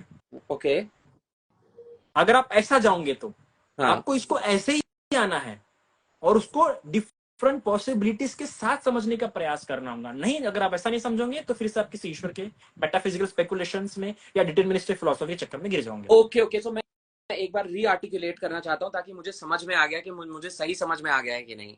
ठीक है, तो ये कहना कि जो एक बार समथिंग हैज कॉज्ड, जैसे किसी चीज का उत्पन्न हो गया, मैं उत्पन्न हो गया या ये उत्पन्न हो गया, तो I have to move forward in time, not think about कि क्या कहते हैं इसके कॉज के लिए किस चीज की नेसेसिटी रही होगी, बट इस कॉज से आगे क्या हो सकता है, इसके एग्जिस्टेंस से आगे क्या हो सकता है, उसके बारे में कंटेम्पलेशन इज जरूरी। बिकॉज शायद एवरी मोमेंट जो आगे आने वाला होगा is a moment of suffering. Yes, but the thing is that कि यहाँ पे मुझे बताना है कि आप देख सकते हैं पीछे, आप अपने इसमें देखेंगे, पर इतने प्रॉपर पोर्शन में देखना होगा, इतनी प्रॉपर क्वेश्चनिंग करनी होगी कि जिससे आपको डिटरमिनिस्टिक ना लगे। आपको ये बात मानना होगा कि बुद्धिज्म एब्सोल्यूट डिटरमिनिज्म को नकारता है। ओके ओके, लाइक इफ अगर आपने वो देखी होंगी एवेंजर्स एंड गेम। नहीं, मैं सुपर हीरो फिल्म्स नहीं देखता। नहीं, बट आप एक फिल्म का ऑप्शन लगती है डॉक्टर स्ट्रेंज की, जिसमें वो दिखाता है गदन खिलाता है और देखता अच्छा लगता है मुझे। तो डॉक्टर स्ट्रेंज कि उसमें एक बहुत ही प्यारा इंस्टेंस दिखाते हैं कि वो अपनी गदन हिलाता है बहुत, तो कहता है भाई पागल तो नहीं हो गया? तो कहते हैं कि मैं पॉसिबिलिटीज देख रहा था कि हमारी कितनी पॉसिबिलिटी है बचने की। So there are so many possibilities exist even in the single cause, है ना। तो उसी प्रकार से जो प्रपोर्शन हो रहा है, जिस डायरेक्शन में हो रहा है, वो भी कई सारे छोटी से भी ये चीजें कई सारे एक न्यू डायरेक्शंस डायमेंशंस क्रिएट कर सकती है। तो इसलिए जब आप पीछे देख रहे हैं तो ये होता क्यों है? जब हम पीछे देखते हैं लोग इतने डिटरमिनिस्टिक क्यों होते हैं? क्योंकि लोग पीछे देखने का कोशिश करते हैं और पीछे जब देख रहे हैं वो तो पॉसिबिलिटी के साथ नहीं देख रहे। जो घट चुका है उसको उसी रूप में देखने का लग रहा है हमको फाइन ट्यूनिंग है, कन्फर्मेटरी बायस। हाँ ठीक है, इसको एंथ्रोपिक मतलब loser version of anthropic principle और कन्फर्मेटरी बायस भी, क्योंकि जो घटा है वो ज्यादा स्थापित है। मुझे कॉस्मोलॉजिकल आर्गुमेंट में सबसे बेकार आर्गुमेंट कोई लगता है तो फाइन ट्यूनिंग का, और मुझे सबसे लगता है कि ये सिर्फ मूर्खों की जात है फाइन ट्यूनिंग आर्गुमेंट। आप जो बोल रहे हो कि फाइन ट्यूनिंग है, और फाइन ट्यूनिंग क्यों है? क्योंकि इसके लिए गॉड, ये ऐसे कैसे हो सकता? ये फाइन ट्यूनिंग नहीं है, मुझे लगता है। नहीं, आप बिल्कुल नहीं बोल सकते कि यूनिवर्स फाइन ट्यून है। अगर फाइन ट्यून है तो हर एक प्लेनेट पे लाइफ होती है। वो वैसे कॉज घटे इसलिए वहां पे अर्थ में हो सकी। अगर मास पे अगर वैसे कॉज घटते तो मास पे लाइफ होती, वीनस पे घटते तो वीनस पे लाइफ होती। तो वो पहले कॉज घटे, पर क्योंकि हम उसे पीछे देख रहे हैं इसलिए हमें लग रहा है कि yes there is a fine tuning. I don't think there is a fine tuning. I think वो उस पर हम एक अलग से सेशन रख सकते हैं फाइन ट्यूनिंग पे, बिकॉज अभी डाइग्रेस हो जाएगा। मेरे बहुत डिफरेंट ओपिनियंस हैं, एंड फाइन ट्यूनिंग की सिर्फ एक ही एक्सप्लेनेशन नहीं है कि क्रिएटर है, there are other explanations also कि मल्टीवर्स भी हो सकता है, ठीक है, so on and so forth. तो फाइन ट्यूनिंग पर हम बाद में चर्चा करेंगे, नहीं तो वो पूरा डिस्कशन वहीं पे खसकता चला जाएगा, है ना। ठीक है, तो हाँ एग्जैक्टली ये मुझे समझ में आ गया। बस एक लास्ट चीज है कि अगर जो नागार्जुना की बात कर रहे थे हम कि एग्जिस्टेंस जो है वो रिलेटिविटी में है। Basically x1 x2 x3 x4 x7 सब एक दूसरे के रिलेशनशिप में है और उससे एग्जिस्टेंस कॉज हो रहा है, राइट? तो सर बस Yes. लास्ट क्वेश्चन ये था कि हाइपोथेटिकली शायद मैंने अपना एग्जांपल दे दिया तो वो तो मेरा कॉज तो पता है ही सबको, पर अगर हम ऐसे इंडिपेंडेंटली लॉजिकल टर्म्स में देखें कि सपोज कोई चीज x1 x2 x3 xn exist करते हैं एक दूसरे के रिलेशनशिप में, राइट? क्योंकि n एंटिटीज हैं तो इनके बीच में रिलेशनशिप स्टैब्लिश हो सकता है किसी ना किसी प्रकार का, राइट? लेकिन अगर मैं xn को xn माइनस वन कर दूं तब भी 1 से लेके xn माइनस वन तक चीजें हैं और उनके बीच में रिलेशनशिप है। ये रिलेशन तो क्या जैसे ही मैं x2 पे आऊंगा तो अभी भी x1 और x2 में रिलेशनशिप हो सकता है। मुझे एग्जांपल नहीं समझा। अच्छा, मान लीजिए 4 चीजें हैं, ठीक है? ओके। इन 4 चीजों के बीच में रिलेशनशिप है ना? सम सॉर्ट ऑफ रिलेशनशिप है जिसकी वजह से एग्जिस्टेंस आया है, राइट? बिकॉज आप ही ने कहा था कि नागार्जुना सेज रिलेशनशिप की थिंग्स के रिलेशनशिप की वजह से एग्जिस्टेंस का जेनेसिस होता है, राइट? तो ये 4 चीजें हैं, इन चारों के रिलेशनशिप्स के इंटरडिपेंडेंसीज फलाना सो on and so forth all kinds of relationships की वजह से ये यूनिवर्स एग्जिस्टेंस में आया है, राइट? अब मैं इसको 3 कर दूं फॉर एग्जाम्पल, तो अभी भी 3 चीजें हैं, इनके बीच में रिलेशनशिप रह सकता है, so on and so forth, तो ये एग्जिस्ट कर सकती हैं। अगर मैं इसको 2 कर दूं तो भी रिलेशनशिप रह सकता है, चीजें एग्जिस्ट कर सकती है, लेकिन जैसे ही मैं इस 2 को हटा देता हूं ये एक भी एग्जिस्ट करना बंद कर जाएगा क्या? अगर ये एक जिस चीज पे एग्जिस्ट कर रहा था, है ना, अब देखिए आपने कहा कि ये चारों एक दूसरे पे एग्जिस्ट कर रहे थे, इंटर रिलेशनशिप है जिसकी वजह से एग्जिस्टेंस आया है रिलेशन में, पर ये चारों किस बात के लिए इंटर रिलेटेड थे वो क्लियर होना बहुत जरूरी है। इनका इंटर रिलेशन किस बात, क्योंकि एक व्यक्ति का सिर्फ एक ही इंटर रिलेशन नहीं होता है, एक व्यक्ति में कई पहलू होते, कई डायमेंशन, जैसे कि ये 4 व्यक्ति का किस आधार पर किस चीज के लिए एग्जिस्टेंस था। मैं व्यक्ति नहीं कह रहा सर, मैं व्यक्ति नहीं कह रहा, मैं शायद वापस डिफाइन करता हूं मोर प्रॉपर एग्जांपल, लाइक किस चीज के अगर प्रॉपर है वो तो मैं अच्छे से बता पाऊं। तो ये 4 एंटिटीज मान लेते हैं हम, कुछ एंटिटीज लाइक व्हाट एंटिटीज में, व्हाट एंटिटीज मतलब आपने ही कहा जैसे कि लॉजिक, मतलब पेड़ पकड़ ले, पेड़ नहीं, पेड़ क्या होगा कि फिर वो नेचुरल कॉजेज में क्या हम वो उसी बात पे चले जाएंगे कि फिर इनका कॉज क्या है, इनका कॉज क्या है। इनफाइनाइट रिग्रेशन आना है, इनफाइनाइट रिग्रेशन आना है, उसको बिल्कुल भी नहीं किसी भी अगर जो भी एक फिलोसॉफिकल सर्च अगर कर रहे हैं इंडियन फिलोसॉफी में स्पेशली, इवन कहीं भी जहां पे आप जाएंगे इनफाइनाइट रिग्रेशन वहां पे आना ही है। ऐसा हो नहीं सकता कि इनफाइनाइट रिग्रेशन ना आए। अगर आप सही मैंने रिसर्च करेंगे तो इनफाइनाइट रिग्रेशन आना ही है। जब आप मेटाफिजिकल कहीं पे हो रहे हैं, कॉजल रिलेशनशिप का जहाँ पे कनेक्शन आ रहा है वहां पे इनफाइनाइट रिग्रेशन आना ही है। एक तो आपको उसको कंसेप्ट में समझाना पड़ेगा, अगर आप जितना उसको मोर प्रिसाइज करेंगे उतना इनफाइनाइट रिग्रेशन आएगा, जितना कंसेप्चुअलाइज रखेंगे उतना आपको अच्छा रहेगा। इसलिए आप ज्यादातर इंडियन फिलोसॉफी में उसे कंसेप्चुअलाइज बताने की कोशिश की गई है, ज्यादा प्रिसाइज नहीं किया गया है। ये मेरे हिसाब से क्वेश्चन है, तो भी आप दीजिए एग्जांपल। मतलब चलो इस बात पर तो हम डिसएग्री कर सकते हैं डेफिनेटली, पर मैं ये कहना चाहता हूं कि लेट्स से अगर ये 4 एंटिटीज हैं, है ना, अब अगर बुद्धिज्म किसी भी एंटिटीज के बारे में क्या कहते हैं बात करता है तो सारी एंटिटी में से किसी भी एंटिटी में जिसके बहुत सारे एट्रीब्यूट्स हो सकते हैं, ठीक है? अब ये 4 एंटिटीज हैं और इन चारों एंटिटी के बीच में ऐसा नहीं है कि एक ही किस्म का रिलेशनशिप है। मान लीजिए 10,000 करोड़ किस्म के रिलेशनशिप्स हैं, ठीक है? हाइपोथेटिकली मानना, मैं थॉट एक्सपेरिमेंट करने की बात कर रहा हूं। तो ये 4 एंटिटीज हैं विद सम एट्रीब्यूट्स, राइट? और इनके बीच में करोड़ों रिलेशनशिप्स हैं। मैं 3 कर देता हूं इसको, तो अभी भी 3 एंटिटीज बचते हैं, अभी भी शायद करोड़ रिलेशनशिप्स बच जाएंगे। मैं इसको 2 कर देता हूं, 2 एंटिटीज अभी भी हैं, इनके बीच में करोड़ों रिलेशनशिप, इससे पूरा जेनेसिस हो सकता है। लेकिन जैसे ही मैं ये दूसरा वाला हटाता हूं, क्या पहला वाला अपने आप हट जाएगा? जैसे आप दूसरा हटाते हैं वैसे ही पहले वाला अपने आप हट जाएगा क्या? देखिए, अगर मुझे मोर प्रिसाइज बोलना रहेगा, है ना, तो जब कोई चीज उत्पन्न हो जाती है एज ए बुद्धिस्ट कॉस्टुलेशन के हिसाब से, जब कोई उत्पन्न हो गई, उसका एग्जिस्टेंस आ गया है, तो एक सरल सी बात है, उसने फिर से एक नई कॉजल रिलेशनशिप डेवलप कर ली है। अब वो उस पर पूर्ण रूप से डिपेंड नहीं रहा जो 4 पास्ट के कॉज रहे थे। समझ रहे हैं आप? जो पास्ट के कॉज रहे थे जिसके कारण से डेवलप हुआ था, उत्पन्न हुआ था, उत्पन्न होते बराबर इसने फिर से अपने नए कनेक्शन बना लिए किसी और के साथ। तो भले ही Okay.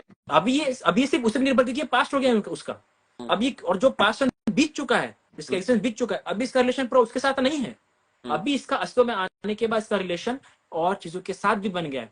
तो ये अभी अपना डिपेंडेंसी किसी और पे भी डेवलप करता है अपने आप को अस्तित्व रखने के लिए। तो ये जब भले मिट जाए, पर ये अपनी एक नई लाइफ स्पैन क्रिएट कर लेता है, अपनी डिपेंडेंसी किसी और पे क्रिएट कर लेता है। तो ऐसा अगर देखेंगे विद पॉसिबिलिटीज देखेंगे तो ये नहीं कटेगा, पर अगर आप प्रिसाइज चार्ट में देखेंगे, मतलब एक बाउंड्री में देखेंगे, तो हाँ इसको भी मरना है। पर अगर एक एग्जांपल दूं मैं इसके लिए, एक सटीक एग्जांपल लूं, तो एक बच्चे का उदाहरण लीजिए आप, ठीक है। अब एक बच्चा की साइकोलॉजिकल देखे, साइकोथेरेपी के रूप में अगर हम देखें, तो एक बच्चा अगर एक अच्छे सर स्वस्थ वातावरण में, एक सेकंड बस, सॉरी टू कट यू, आप समझा दीजिएगा। I think Project Satyaloka wants to join in because he said he can better articulate my question. Would you be fine? He's more intellectual. I really believe this. I'm totally agree. When मैंने message किया था उनको कि I want to have a live with you, but I don't know why he don't accept me. मैंने invite कर दिया उनको, he will join in because I think he will be better at articulating me because he's better into philosophy. So my articulation might not be proper. शायद मैं भी, और मुझे कुछ शिकायतें हैं इनसे, तो मुझे शिकायतें पूरी करनी थी इनसे। हेलो, सो भार्गव, आपने कहा था कि जो मेरा क्वेश्चन ऑफ ओरिजिनेशन है उसको आप बेटर आर्टिकुलेट कर सकते हैं। तो I was trying to make a point कि if let's say n things exist within relationship to each other, है ना, I can have n-1, n-2, and similarly when two things are there they can still have relationships with each other, लेकिन जैसे ही मैं दूसरी हटा देता हूं, क्या पहली भी हट जाती है? So that was my big So the problem with that question is, शायद भंते जी जो बात कर रहे हैं, that is talking about dependent origination, प्रतीत्य समुत्पाद, how things arise independently, Okay. but that is specifically applied to emergence of suffering. For example, तृष्णा या फिर अविद्या, ये सब cause और effect की chain में बैठते हैं। But pratitya samutpada cannot be directly applied to physical things. जैसे कि for example, if I have craving, that doesn't mean something is required for the sun to exist, or sun का existence किस पर dependent है. So yeah, but you can explain more. You can go on. Yes. आज इस प्रकार से आपने कहा कि सिर्फ सफरिंग की इसमें एग्जिस्ट करता है। देखिए वहां पे उस कंटेक्स्ट में सिर्फ सफरिंग किसमें समझाया गया, इसलिए बोला गया है। पर जब हम उसका अभिधम्मिक एनालिसिस देखते हैं, तो अभिधम्मिक एनालिसिस में कि रूप भी कैसा, मैटर भी कैसा उस साथ इवॉल्व हो रहा है। अगर कॉन्शियसनेस अगर आप में क्रिएट हो रहा है, तो सिर्फ कॉन्शियसनेस नहीं, तो साथ मैटर भी इवॉल्व हो रहा है, वो भी फिलोसॉफी है। इसलिए अगर अभिधम्मिक फिलोसफी हम पढ़ते हैं, तो वो हम सिर्फ एक सफरिंग तक रिलेट नहीं रहती है, बल्कि एग्जिस्टेंस पे भी वो लागू हो जाता है। इस प्रकार से अगर हम पठान एक अलग से सब्जेक्ट है बुद्धिज्म में, जिसमें 24 फोर्सेस, एक सिंपल टर्म में बता रहा हूँ, 24 फोर्सेस वर्क करते हैं एक माइंड और मैटर को एग्जिस्टेंस में लाने में और रखने में। लाइक जैसे विगत पच्च, अन्य मन, like interdependency, lack of dependency, like there are so many 24 causes. So वो सिर्फ सफरिंग के रिलेटेड में नहीं है, वहां पे सफरिंग रिलेटेड में है, पर बुद्ध ने कई जगहों पे कि कैसा मैटर भी डेवलप, जैसे कि अगर कोई बच्चा गर्भ में उत्पन्न हो रहा है ना, तो ऑफकोर्स वहां पे पहले कॉन्शियसनेस डेवलप हो रहा है, फिर वो कॉन्शियसनेस कैसे बेबी बना रहा है, इन्फेंट बना रहा है, वो भी बताया गया कि कॉन्शियसनेस कैसे इन्फेंट क्रिएट करता है, मैटर कैसे क्रिएट कर रहा है वो गर्भ में। तो वो सिर्फ उसी सेंस में नहीं, पर एक ह्यूमन एग्जिस्टेंस के रूप में भी वो बताया गया है। Okay. So in that case, अगर पूरे मैटर के बारे में बोले जो अभी यूनिवर्स में, for example the sun, the stars, the galaxies, all the matter, how did that evolve as per Buddhism? जो भी अभी एग्जिस्ट कर रहा है, अगर मुझे बहुत सरल भाषा में समझाना रहेगा ना, और काफी ये, पर मुझे लगता है कि तुम जरूर समझोगे इसमें, कि बुद्ध ने साफ साफ कहा है कि ये सारे मन के कारण से उत्पन्न हो गए। Yeah, so in that case, that creates वो slightly problematic है, क्योंकि अगर मनस is responsible for matter, so manas is an abstract entity, it's not physical. So how can an abstract entity lead to a physical entity? Like what is the how is it? That is a tough question. Yeah. Like now I am in like, मैं अभी एक ऐसे इसमें हूँ कि मुझे बहुत सोचना पड़ेगा कि नहीं, आई थिंक इस पर आपने, भांते जी ने बात करी, भार्गव शायद आप थे नहीं वहां पे, ये क्वेश्चन आया कि व्हाट इज द कॉज, तो उन्होंने बताया हमें कि Buddha said that there is some cause but it is trivial to contemplate about that cause, because उन्होंने एग्जाम्पल भी दिया था कि किसी को अगर तीर लग गया है तो आप अगर बैठ के ये कॉन्टेम्पलेट करेंगे कि इसको तीर किसने मारा, कहाँ से आया तीर, ये वाली सारी चीजें, that becomes a trivial question, है ना? So Yeah, in fact definitely. So no, he no. agreed But कि क्या in that कहते हैं, case, we can convey in the sense. So that is that what we are saying about the first cause.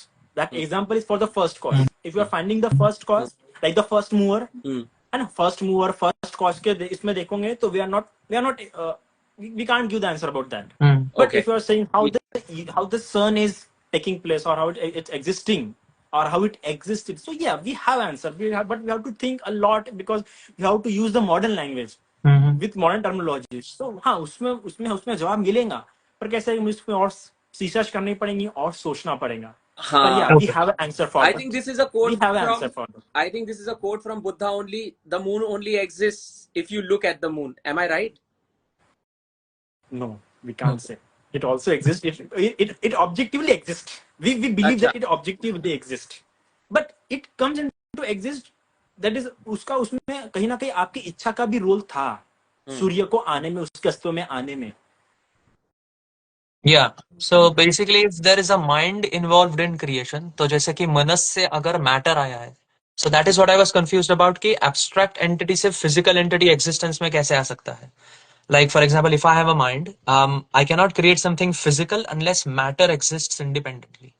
ये सिर्फ आपका ही सवाल नहीं, ये तो मॉडर्न साइंस का भी सवाल है. अगर इसका जवाब Exactly, दे yeah. दिया तो मुझे लगता है कि बुद्धिज्म नहीं ओवरटेक करना चाहिए साइंस को. और इसका उल्टे सवाल को क्या कहते हैं, वो कहते हैं हार्ड प्रॉब्लम ऑफ कॉन्शियसनेस कहते हैं. But still I'm working on that. मेरा भी दरअसल जब से मैं बुद्धिस्ट साइकोलॉजी पढ़ रहा हूँ तो मुझे भी यही, और ऑफ कोर्स मुझे भी यही बहुत सवाल है कि कैसे एक नॉन एग्जिस्टेंट थिंग एक एग्जिस्टेंट मैटर पे इतना इफेक्ट गिरा रही है. दरअसल मेरा भी खुद का भी सवाल है. That's why I am searching more about that in neuroscience and even in Patthana, because वो मुझे जवाब दे सकता है. तो मेरा इस पर रिसर्च शुरू है, and when I will complete I will definitely try to answer this question. But at present, I'm not that much scholar. Yeah. और बन गया तो फिर लगता है मैं साइंस बन जाऊंगा. I have one more question about the cell. Anatman. I want to clear one thing. Okay. कि मैं एक बात बिल्कुल कहना चाहूंगा कि धर्म और विज्ञान, इसमें मैं एक यहाँ पे बात बिल्कुल क्लियर करना चाहूंगा कि एक जो आज हम यूथ में, specially Indian youth, because we work with the faith, we go with the faith. That is a fact. If you are spiritual, even you are Hindu, you are Buddhist, then doesn't matter. हम Buddhist कितना भी क्यों ना बोले, we are rational. But at some places we have a faith, we have some belief. क्योंकि कुछ बातें ऐसा है कि हम उसे नहीं अनुभव कर सकते, उस पे फेथ रख के चल सकता है. तो यहाँ पे ये बात ध्यान देने योग्य है कि धर्म कभी भी विज्ञान नहीं हो सकता है, क्योंकि धर्म की एक बात है, धर्म स्टेटमेंट में बात करता है, विज्ञान स्टेटमेंट में बात नहीं करता है. और इसलिए भले ही धर्म में कितना भी विज्ञान क्यों ना दिया हो, आज हमारे आंखों के सामने जो कार रखी है, जो फोन रखा है, या जो बॉम्ब्स रखे हैं, ये धर्म के थ्योरीज पे इवॉल्व नहीं हुए ना, क्योंकि वहां पे थ्योरीज नहीं थी कैसे बनाते हैं. तो वी हैव टू डिफरेंशिएट कि विज्ञान है और धर्म है. तो भले ही मैं अगर उसका जवाब दे भी दूं, इट जस्ट अ फिलॉसफी रहने वाली है वो, या मेटाफिजिक्स रहने वाला है. It will be not science, just एक हमारा एक विचार रहने वाला है. भार्गव क्या एकदम वो क्या कहते हैं, द क्लोजेस्ट स्ट्रिंग टच कर दिया है. भार्गव अभी साइंटिफिक एंटी रियलिज्म पर बात करना शुरू कर देंगे कि क्या कहते हैं. मेरी आपसे बहुत शिकायत है. फर्स्ट स्टार्टिंग में मेरे नजरों में आपकी बहुत अच्छी इमेज थी, ठीक है, बहुत अच्छी इमेज थी. मैं आपको पर्सनली मैसेज भी किया, वो मैच के कारण मेरी इमेज नहीं बिगड़ी. But the thing is how I see, मैं जब तुम्हारी रील मेरे पास आई और जब मैंने देखा, मैंने तुम्हें कैसा इमेजिन किया. मैंने तुम्हें एक ऐसे इंटेलेक्चुअल व्यक्ति की कोटि में रखा जो सेम इंटेलेक्चुअल वर्क करना चाहता है. फिर मैं तुम्हें देखा कि तुम भी इन सब कामों में इन्वॉल्व हो गए. कास्टिज्म, फिर इसको डिबंक करना, इसको गलत बताना, उसको गलत बताना. यस, मैं ये नहीं कह रहा कि तुम्हारा काम पूरी तरीके से गलत है, बट मुझे लगता है कि तुम्हारे पास इतनी अच्छा तुम्हारा जो वे है, चीजों को एक्सप्लोर कर रहे हो तुम जिस प्रकार से हिंदुइज्म के साइंस को. मैं ये कहूंगा कि तुम उसके पीछे दिमाग मत खपाओ, किसी को गलत साबित करने के पीछे मत लोगो. हाँ, एक्सप्लेन करने के पीछे लोगो कि आपने हिंदुइज्म के ये पॉइंट को गलत समझा. But what I have found कि मैं एक गलत चीज पे लगा, मुझे लगा तुम्हारा व्यक्तित्व पे खराब हो रहा है, कि तुम वहां पे सिर्फ हिंदुइज्म को एक्सप्लेन नहीं करना चाह रहे हो, बल्कि दूसरे रिलीजन को नीचा भी दिखाना चाहते हो. और ये कहना कि हमें है, वी बिलीव, पर एक ओल्ड स्कूल में है। पर हम जो एक न्यू स्कूल आ रही है बुद्धिज्म में, अम्बेडकरिज्म में, we don't want that type of thing कि हिंदुज्म मुसलमान हम झगड़े हो। Yeah. ठीक है, हमारा कोई कंसेप्ट गलत समझ रहा है तो मैं वीडियो बनाता हूँ उस पर कि आपने ये गलत समझा है, मैं समझाता हूँ। पर ट्राई टू बी कि सामने वाले को गंदा मत साबित करो, क्योंकि ये पुरानी स्कूल है, इनको हमें ये छोड़ना है। और इसलिए मुझे यहाँ पे हमारी ये पसंद आते हैं काफी। क्या नाम है आपका? नाम भूल गया मैं। भार्गव। नहीं, ऊपर वाले अपने अंकित। अंकित का मुझे ये काम अच्छा लगा कि अंकित जस्ट ट्राई टू कि भाई हाँ पॉजिटिव एस्पेक्ट रखने की कोशिश कर रहा है। अगर उसको इंसान गलत लग रहा है तो बताएगा कि आप गलत समझे हो। अगर आपने मेरे विमुख दीपंक वाले वीडियोस नहीं देखे शायद। नहीं, मैं भाई अगर तुम एक बार इसमें इन्वॉल्व हो गए ना भार्गव, तो इसमें बहुत बहुत दिमाग खपता है और हम वैसे बन जाते हैं प्रवृत्ति। क्योंकि मैं खुद में फील किया मैंने खुद के लिए वैसा, because I see you as a person, intellectual personality. So इसके बीच में घुसोगे तो तुम वो अपना एक पसाटी खो दोगे। Now you please continue. Sorry अगर मेरी कोई बात बुरी लगी होगी भार्गव। नहीं, no no, not all. So basically मैं ये क्यों करता हूँ, क्योंकि ये जो बाकी के लोग हैं, they don't want to understand philosophy. उनको फिलोसफी पढ़ना नहीं है। लाइक फॉर एग्जांपल वीमो होगा या फिर साइंस इज डोप, ना ही उन्होंने फिलोसफी ऑफ रिलीजन पढ़ा है, ना ही उन्होंने फिलोसफी ऑफ साइंस पढ़ा है। और वो एकेडमिक सोर्सेज भेजो तब भी डिनाई कर देते हैं। And they just keep on insulting people based on their faith, उनकी जो श्रद्धा है, फिर वो बुद्धिस्ट हो या फिर क्रिश्चियंस हो या फिर मुस्लिम्स हो या फिर हिंदूज हो। सो इसके अगेंस्ट अगर आप एकेडमिक सोर्सेज भी नहीं मानते and still you want to insult people for what they believe in, तब सामने वाले को भी वो स्टांस अनफॉर्चुनेटली लेना पड़ता है। सो इसलिए मेरे वो जो वीमो के अगेंस्ट वीडियोस होते हैं वो बहुत ही कठोर होते हैं। And I think they are, so मैं जब उसके लाइव पे गया तो I had a very civil conversation. फिर भी लाइव खत्म होने के बाद उसने मुझे लेबल करना चालू कर दिया, like literally after the live. या और आजकल तो वो हर वीडियो क्या कहते हैं भार्गव को पॉइंट आउट करते ही बना रहे हैं या कि वो आई कैन में इनडायरेक्टली बैठे हुए सेंस हैं इट। लोग और उनको पता है कि राइट विंग वाले गलत बातें कह रहे हैं, लेकिन वो कुछ नहीं कहना चाहते उस बारे में। तुम साइंस और फिलोसफी कम्युनिकेटर हो तो तुम जार्गन इस्तेमाल तो नहीं कर रहे हो। Here we should have to understand what is intellectual war and what is not. हमें एक इंटेलेक्चुअल वॉर को इंटेलेक्चुअल वॉर ही रखना है, उसको एकदम ये नहीं करना है। और इसकी बहुत जरूरत है। Let's see. ओ या मेरा एक क्वेश्चन था अबाउट, यस oh sorry, मेरा क्वेश्चन था अबाउट अनात्मना। सो अनात्मना इज लाइक फॉर एग्जांपल अगर आप अनात्मना की बात कर रहे हो, देन बुद्ध के जो प्रीवियस बर्थ थे, so this is a twofold question. Previous birth for example Sumedha अगर आप पकड़ोगे जो जातक में मेंशन्ड है, so what exactly is the link that is causing the continuity throughout multiple birth, कि एक बर्थ से दूसरे बर्थ में जो लिंक है जिस पर कार्मिक कॉन्स्टिट्यूएंट्स अटैच्ड है, so what is that link? So that this is the first one, and just the second question is, how is tathagata garbha different than atmana? So first of all मैं second question लूंगा तथागत गर्भ, because it is not Theravada philosophy. ठीक है, that is a Mahayana philosophy Tathagata गर्भ। अब यहाँ पे मैं महायान और देखो थेरवादा एक मेन ब्रांच है, ये लोग वो भी मानते हैं। ठीक है, ऐसा नहीं कि वो नहीं मानते। तो एक ओरिजिनल ब्रांच मान जाती है, first source, first line, first lineage. ठीक है, फिर महायान वज्रयान बाद में डेवलप हुए, बाद में इन्होंने अपना लिटरेचर डेवलप किया। इस और वज्रयान जो है महायान से बाद में डेवलप हुआ है। तो यानी मेनली दो ब्रांच हम देखते हैं, हीनयान और महायान। हीनयान मतलब थेरवादा परंपरा जिससे मैं हूं। तो हीनयान और महायान में जो बात हमको अलग करता है वो है मेटाफिजिक्स। महायान मेटाफिजिक्स में घुस गया और इसलिए वो बहुत अलग हो गया। बुद्ध ने मेटाफिजिक्स में जाना बिल्कुल पसंद नहीं किया, क्योंकि मेटाफिजिक्स एक ऑनगोइंग डिबेट है। आप कितना ही प्रूफ ना कर लो, आर्गुमेंट के लेवल पे, स्पेकुलेशन के लेवल पे, या लॉजिक के लेवल पे, ऑब्जर्वेशन के लेवल पे। मेटाफिजिक्स जहां पे ऑब्जर्वेबल ट्रूथ बन जाता है, जहां पे एक्सपेरिमेंटल ट्रूथ बन जाता है, वहां पे साइंस हो जाता है, वहां पे मेटाफिजिक्स नहीं रहता है। तो बुद्ध ने ऐसे मेटाफिजिक्स को बिल्कुल भी हाथ में लगाया। और जहां पे बुद्ध ने, ये साफ साफ है थेरवादा परंपरा का, कि थेरवादा परंपरा में अगर आप मेटाफिजिक्स में गए तो आप सोल के चक्कर में गिरोगे सोल या गॉड। तो हमने उस चक्कर में बिल्कुल भी नहीं गए। तो तथागत गर्भ वगैरह इसी कारण डेवलप हुआ कि मेटाफिजिक्स बहुत होता है, बहुत मेटाफिजिकल स्पेकुलेशन से बहुत डिस्कशन है, आपको देखने मिलेगा, और काफी लॉजिकल भी दिखती है वो, but I don't want to go. So उस तो बारे में तो I don't have that much knowledge about that. पर अगर वो इम्परमानेंस के नियम को वहां पे तोड़ रहा है ना, तो फिर समझ जाना वो बुद्धिज्म छूट चुका है वहां पे। दूसरी बात आपने जो कहा था कि क्या ऐसी चीज है जो सुमेध से लेकर अब तक के पास ऑन हुई है ना, तो आपका ये कहने का मतलब है कि आप इस प्रकार पूछना चाहते हैं कि ऐसी कोई एंटाइटी या ऐसा कोई मटेरियल एलिमेंट है क्या जो यहां से वहां जा रहा है ना? Am I right?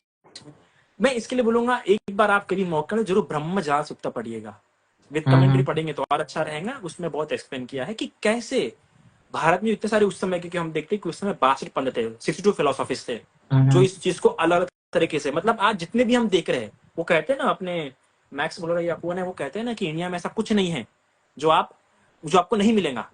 Her philosophy, हर तरह की फिलोसॉफी आपको इंडिया में मिल जाएंगी। तो ये वो पीरियड है जब इंडिया में 62 फिलोसॉफीज एग्जिस्ट करती थी। तो उसमें आपको हर तरह की फिलोसफी, मटलिस्टिक से लेकर सोल की भिन्न भिन्न जो फिलोसॉफीज मिलेंगे वो मिलेगा। तो वहां पे जो बताते हैं कि आत्मा का एग्जिस्टेंस कैसे आता है, कि जब ऋषि लोग देखते हैं अपने पुब्बे निवासां सती ज्ञान से कि इसके पहले मेरा यहाँ जन्म हुआ था, उसके पहले मेरा वहां जन्म हुआ था। तो ये देखते देखते उनको लगता है कि यहाँ से वहां कुछ तो भी है जो जा रहा है। तो इसके आधार पर वो आत्मा, ये शब्द, क्योंकि आत्मा शब्द का अर्थ ही वही है ना जो इंडिपेंडेंट हो। आत्मा शब्द का शाब्दिक अर्थ वही, तो उन्होंने आत्मा इस शब्द का इस्तेमाल करना शुरू किया। तो बुद्ध ने भी देखा, बुद्ध ने भी अपने ज्ञान से देखा कि हाँ कुछ तो है, यहाँ से वहां जन्म ले रहा है, फिर यहाँ से वहां, यहाँ से वहां। पर बुद्ध इसमें और बारीक गए। तो देखने पर पता लगता है कि चित्त, बुद्धिज्म का जो चित्त है, जो मन है ना, जो माइंड है वो, और हिंदुइज्म का आत्मा ऊपरी तौर पर बहुत ही समान लगता है। क्योंकि इसमें देता है कि इधर माइंड बर्थ ले रहा है और इधर सोल बर्थ ले रही है। तो एक सवाल आता है कि हम माइंड को सोल नहीं कह सकते क्या? नहीं कह सकते, क्योंकि सोल की जो डेफिनेशन है या जो कैरेक्टरिस्टिक बताया गया है कि वो एक तो इंडिपेंडेंट है और दूसरा कैसा है कि उसमें कुछ परिवर्तन नहीं होता है। बट माइंड का सबसे बड़ा एक जो ये है कि वो हर क्षण नष्ट हो रहा है, उत्पन्न हो रहा है, हर क्षण नष्ट हो रहा है, उत्पन्न, हर क्षण। मतलब जब आपको, मतलब एक चीज देखने के लिए हमारा चित्त 17 बार मर के उत्पन्न हो रहा है, और मतलब जब एक चुटकी बज रही है तो कम से कम बिलियंस और मिलियंस बार हमारा चित्त उत्पन्न होकर मर गया। ये बुद्धिस्ट फिलोसॉफी है। एक चुटकी अगर बजी तो कितने बार चित्त उत्पन्न होकर मरा।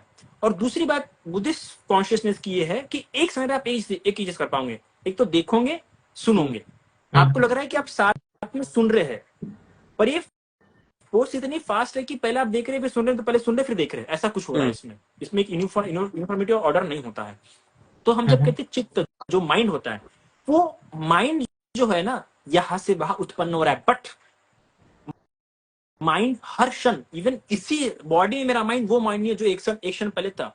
अब वो माइंड नहीं है, उसमें क्या हो रहा है, हर क्षण नया नया माइंड उत्पन्न हो रहा है। बस इन सब में कॉमन क्या है कि वो पास ऑन हो रहे हैं। एक थॉट मेरा ओल्ड माइंड के आधार लेके नया माइंड उत्पन्न हो रहा है। तो हो रहा है माइंड, और हम उसे पूर्ण रूप से माइंड नहीं कह सकते क्योंकि उसमें कई सारे फैक्टर्स काम कर रहे हैं। सिर्फ अकेला माइंड नहीं, माइंड एक मेन रूप में, माइंड में भी डिजायर उसका मेन काम कर रहा है, पर साथ में और कई सारे 24 फोर्सेस और आहार मतलब फूड, इसके अलावा द कामिक एनर्जी, इसके अलावा नेचर मतलब टेम्परेचर, ऋतु, कम्मा ऋतु, बीज, और एक भूल गया, ये 4 होते हैं, 4 फोर्सेस होते हैं। वो 4 फोर्सेस के साथ माइंड के 5 कैटेगराइजेशन, उसके साथ 24 फोर्सेस, ये सारे वर्क करते हैं, तब जाके ये पास ऑन हो रहा है ना। Okay. मेरा एक क्वेश्चन आया है यहाँ पे, just to clear my understanding, कि आप कह रहे हैं कि एक थॉट से एक नया थॉट या वॉट एवर थॉट के सर्कमस्टेंसेस से एक नया थॉट जनरेट हो रहा है, एक नया थॉट जनरेट मर रहा है। हाँ, पुराना वो थॉट मर रहा है तब नया थॉट उत्पन्न हो रहा है। ये थॉट जब मर रहा है तब नया थॉट उत्पन्न हो रहा है। ये साथ में तो थॉट नहीं काम करते। हाँ, ये मर रहा है और दूसरा वाला उत्पन्न हो रहा है। तो जब कोई कहता है कि ये मेरा पास्ट जन्म था या ये मैं पास्ट में ये था, तो अब या तो पीछे वाले थॉट्स मर गए, राइट? अगर पीछे वाले थॉट्स मर गए हैं तो वो चेन को मैं कैसे पता कर रहा हूं? और अगर पता कर भी पा रहा हूं तो ये जो बुद्धा के साथ एसोसिएटेड कॉन्स्टेंटली या मेरे साथ एसोसिएटेड जो कांस्टेंट माइंड है ना, जो बन रहा है बिगड़ रहा है, बन रहा है बिगड़ रहा है, वो मैं कैसे आइडेंटिफाई कर सकता हूं कि पिछले जन्म में मेरा ही था, जब मैं अभी पिछले क्षण में एक दूसरे माइंड की क्रिएशन हूं? तो पिछले जन्म में मैं कैसे पता लगा सकता हूं कि यार ये जो था व्यक्ति वो मैं ही था, अगर वो कांस्टेंट थॉट्स क्रिएट हो रहे हैं because they are not attached to a person. ठीक है, तो ये बहुत बहुत ही अच्छा प्रश्न है और इसके कई कई जगहों पे जवाब भी दिए हैं। मिलिंद प्रश्न में भी इसके अच्छे एग्जाम्पल आपको मिलने वाले हैं। अभी कैसा होता है कि जब एक चीज मरती है और उसके आधार से दूसरी चीज उत्पन्न हो रही है तो उसके स्कार्स उसमें आ जाते हैं, है ना। ओके। मतलब क्योंकि इसके सहारे से वो उत्पन्न हो रही है, ठीक है। अगर आप एक पुराने लोहे से कुछ बना रहे हैं नया, है ना, तो जैसा जैसा लोहा रहेगा वैसे ही नई नई नया मिलने नया सामान बनने वाला है ना। तो उसी प्रकार से जो चार चीजें होती है कॉन्शियसनेस में, वेदना, संज्ञा, संस्कार, विज्ञान, तो संस्कार और संज्ञा जो दो चीजें हैं, ये दो चीजों के स्कार्स रहते जाते हैं। इस प्रकार से जब एक ट्री बड़ा होता है ना, तो हम ट्री में क्या देखते हैं, उसमें जो उसके जो सर्कल्स लाइंस होते हैं उसमें हमें स्कार्स दिखते हैं उसके, वो स्कार्स के आधार पर, लाइंस के आधार पर उसको ट्रेस कर पाते हैं। तो ये क्या होता है, कैजुअल रिलेशन के लिंक के आधार पर जब कोई बुद्ध अपने पास इसके आधार पर अपने पास बर्थ देखते हैं, वो कैजुअल रिलेशनशिप के आधार पर वो पास पास अपने इसको ट्रेस करते जाते हैं और ट्रेस के आधारों पर वो लोग उस चीज को जानते हैं। जो भी उब्बे निवान शक्ति ज्ञान प्राप्त करता है, जो साधु, जो सन्यासी, वो इसके आधारों पर उसको देखते जाता है, क्योंकि ये store not in the physical sense में नहीं हो रहा है, ठीक है। इस प्रकार आज हम मेमोरी का जो कंसेप्ट लेते हैं, क्योंकि मेमोरी का कंसेप्ट आज हम कैसे लेते हैं, स्पेशली अगर ह्यूमन मेमोरी में लेंगे तो हम उसे न्यूरॉन के फॉर्म में देखते हैं, है ना, सिनेप्सिस के फॉर्म में देखते हैं। बट हम ये बात नहीं पूछ सकते कि सिंगल सेलुलर एनिमल भी अपने, उसकी भी अपनी मेमोरी होती है, not in the same sense we human have. Even हमारे बॉडी में जो चीजें हैं उनकी भी, हर चीज की अपनी एक मेमोरी है। इवन प्लांट्स की भी अपनी मेमोरी है, कैसे ग्रो करना है। तो अगर आप मेमोरी को आज के सेंस में समझने का प्रयास करोगे तो वो उस सेंस में काम नहीं करती है। Are you getting my point? मैं इसको तो वैसे या में नहीं समझ सकता। I got your point. मेरा सिर्फ एक सवाल ऐसा था कि फॉर एग्जांपल अगर 5 स्कंद है जिससे हमारा तुम तो जानते एग्जिस्टेंस बना है, इसको। या so skandha are changing, they are अनित्य। अगर वो चेंजलेस होते तो वो इट्स इक्वल टू आत्मना, सो वो चेंजिंग है। सो इसलिए वो अनित्य फॉलो करता है। 5 स्कंद से मिलके एक व्यक्ति बनता है। अभी इन 5 स्कंदों को बेसिकली अगर मुझे पास ऑन करना है मृत्यु के बाद, मेंटेनिंग दैट पर्सनल कॉन्टिन्यूटी, कि बेसिकली अगर मैं एक नेकलेस लूं और नेकलेस के जो बीड्स है, they are connected by a thread that goes through all the beads. So that thread that goes through all the beads, that is what is staying permanent, maintaining the continuity. तो in this case, अगर कोई thread है ही नहीं multiple births में, तो how is it the case कि अभी मैं जो कर रहा हूँ, मेरे कर्म के फल बाद में मुझे ही मिलेंगे, बाद के जन्म में, किसी और को नहीं। Thread in the sense physical इसमें थ्रेड नहीं है, बल्कि जो क्रिया, जैसे कि अगर मैं बचपन से बड़ा हो रहा हूँ तो मैं ऐसा तो नहीं कह सकता ना कि बड़ा जो मैं हूँ वो मैं बचपन में वो नहीं था। और मैं मतलब ना उसको पूर्ण रूप से समान कह सकता, ना पूर्ण रूप से अलग कह सकता हूँ। हम जुड़ रहे हैं, किस चीज में जुड़ रहे हैं, चेंज की इसमें जुड़ रहे हैं हम लोग, है ना। और वो चेंज एक ही सरिता में हो रही है। इस प्रकार से दूध से दही बनता है और दही से पनीर बनता है ना। तो आप देखो, दूध की प्रॉपर्टीज अलग होती है और दही की प्रॉपर्टीज अलग होती है। जहां दूध गर्म होता है बॉडी के लिए, वही दही ठंडा होता है ना। पर हम दूध को अलग कहते हैं, दही को अलग कहते हैं, पर वो दही कहां से आया है, दूध से। तो किस आधार पर जुड़ रहे हैं दोनों एक दूसरे से, कैजुअल रिलेशनशिप के आधार पर। जबकि दोनों की प्रॉपर्टीज बहुत चेंज है, दोनों की प्रॉपर्टीज बहुत चेंज है। आप देखिए, दही जहां जितना ठंडा ठंडा करता है बॉडी को, अगर आप दूध पिएंगे खाली पेट तो आपको पिंपल्स हो जाएंगे, एसिडिटी होंगी। पर दही वैसा नहीं है, दही आपके खाने डाइजेस्ट करने का काम करता है। तो पर दोनों की गुण अलग है, पर दोनों एक ही कॉजुअल रिलेशनशिप में से आए हैं। उसी प्रकार जो माइंड और मैटर है, ये कॉजुअल रिलेशनशिप से कनेक्टेड है। हाँ, उसमें कई सारी बातें जुड़ रही है और कई सारी बातें छूट रही है, पर फिर भी कोई ना कोई एक कॉज है जो एक क्षण के लिए पास ऑन हो रहा है। जैसे कि गुस्सा, आप अभी एक माइंड, अभी मेरे मन में क्रोध आ गया है ना, तो ये क्रोध के कारण और मेरे कई सारे थॉट्स आने वाले डेवलप होंगे, है ना, पर एक लिमिट तक होंगे। वो इंटेंसिटी कम कम कम होते जाएगा, फिर कम कम होते एक समय आ जाएगा कि उस थॉट का या उस कॉन्शियसनेस का जो क्रोध था वो पूरा निरोध हो चुका है। पर फिर भी उसी चित्त से नया चित्त उत्पन्न हुआ, पर नए चित्त में क्या रहेगा, क्रोध नहीं रहेगा। मतलब एक प्रॉपर्टी जो डेवलप होता है वो प्रॉपर्टी पूरी डिसॉल्व हो चुकी है, पर तब तक डिसॉल्व होते होते उसे नई प्रॉपर्टीज डेवलप किया। और नई प्रॉपर्टीज ने, तो इस बार क्रोध पास ऑन नहीं हुआ, इस बार क्या कुछ और पास ऑन हुआ।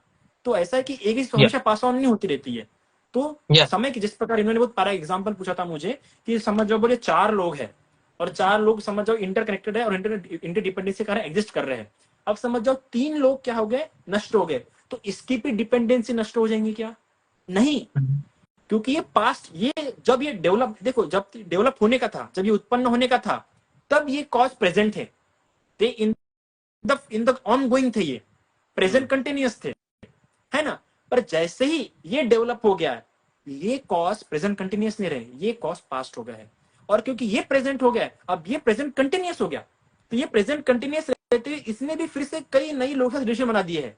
अब इसकी डिपेंडेंसी भले इस कॉज से डेवलप हुआ था, पर इसकी डिपेंडेंसी सिर्फ इसी पे निर्भर नहीं रही। अभी डेवलप हो जाने के बाद इसकी डिपेंडेंसी अभी और कई सारे कॉज से कनेक्टेड हो गई है। तो जब वो चीज एग्जिस्ट में आ जाती है, तो उसका भी फिर से किसी और के साथ कनेक्शन बन जाता है। Are you getting Yeah. my point? या सो बेसिकली आपने जो कहा था, सो आपने जो एग्जांपल दिया उसी से मैं एक क्वेश्चन निकला कि व्हेन यू आर सेइंग कि मुझे क्रोध आ रहा है और उस क्रोध के बाद में it's evolving into some different thing, वो बाद में खत्म हो जाएगा, उससे कुछ हो जाएगा। बट व्हेन यू से मुझे क्रोध आ रहा है, who is the subject of that क्रोध? किसको क्रोध आ रहा है? मुझे लगा था ये सवाल जरूर आने वाला है। ओह, क्यों ये सही में अनात्मवाद समझना सबसे डिफिकल्ट है, आई थिंक, है ना।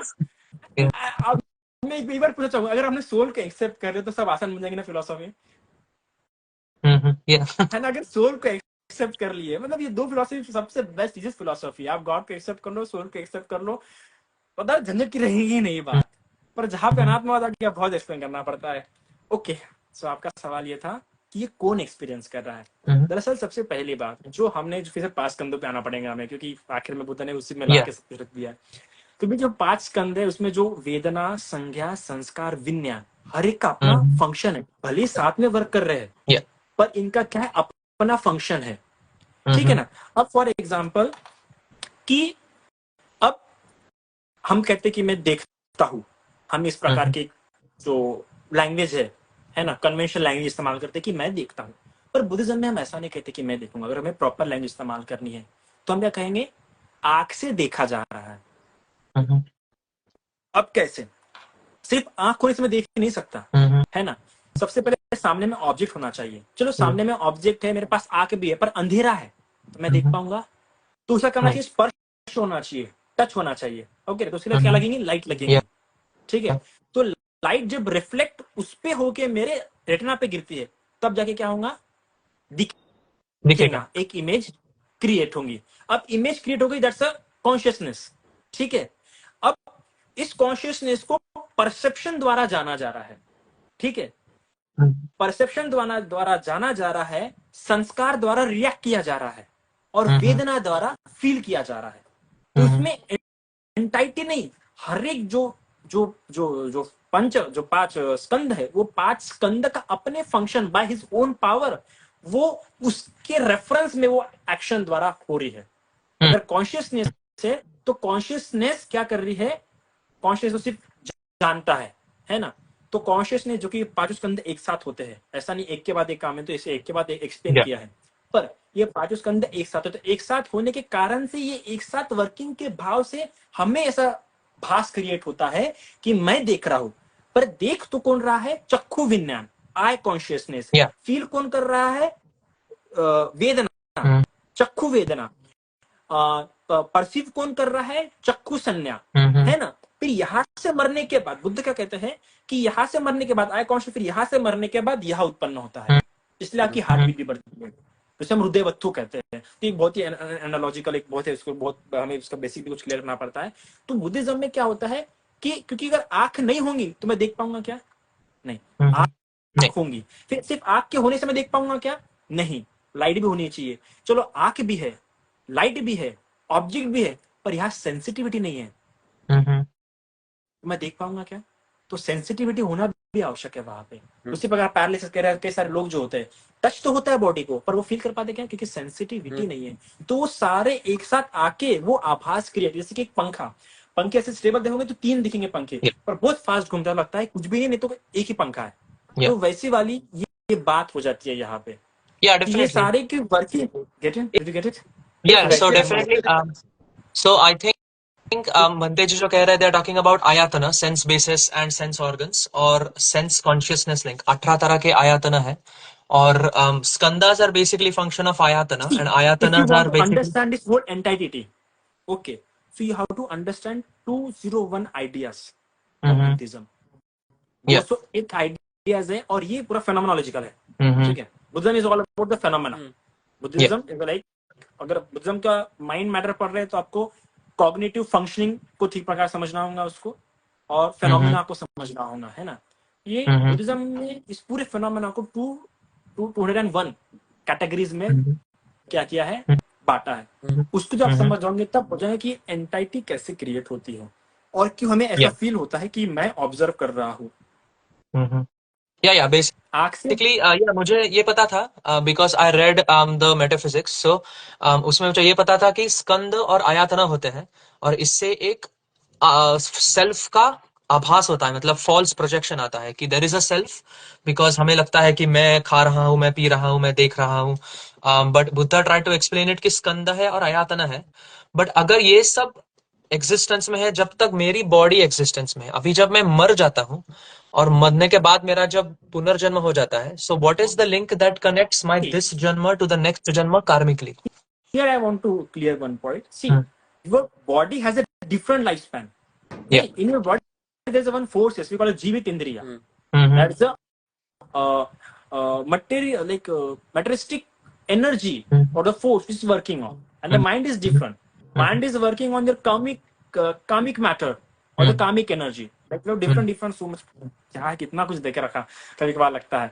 तो इसमें बहुत डिफरेंट कैटेगरी रहता है. पर आपका जो सवाल है कि क्या है जो यहाँ से नेक्स्ट चित्त में पास ऑन हो रहा है, अभी इसके लिए ट्रांसमाइग्रेशन हम ये शब्द इस्तेमाल नहीं कर सकते. ओके, कि यहाँ से निकल के भाव उत्पन्न नहीं हो रहा है. हम क्या कहते हैं कि जैसे यहाँ निरोध हुआ वैसे ही भाव उत्पन्न होता है.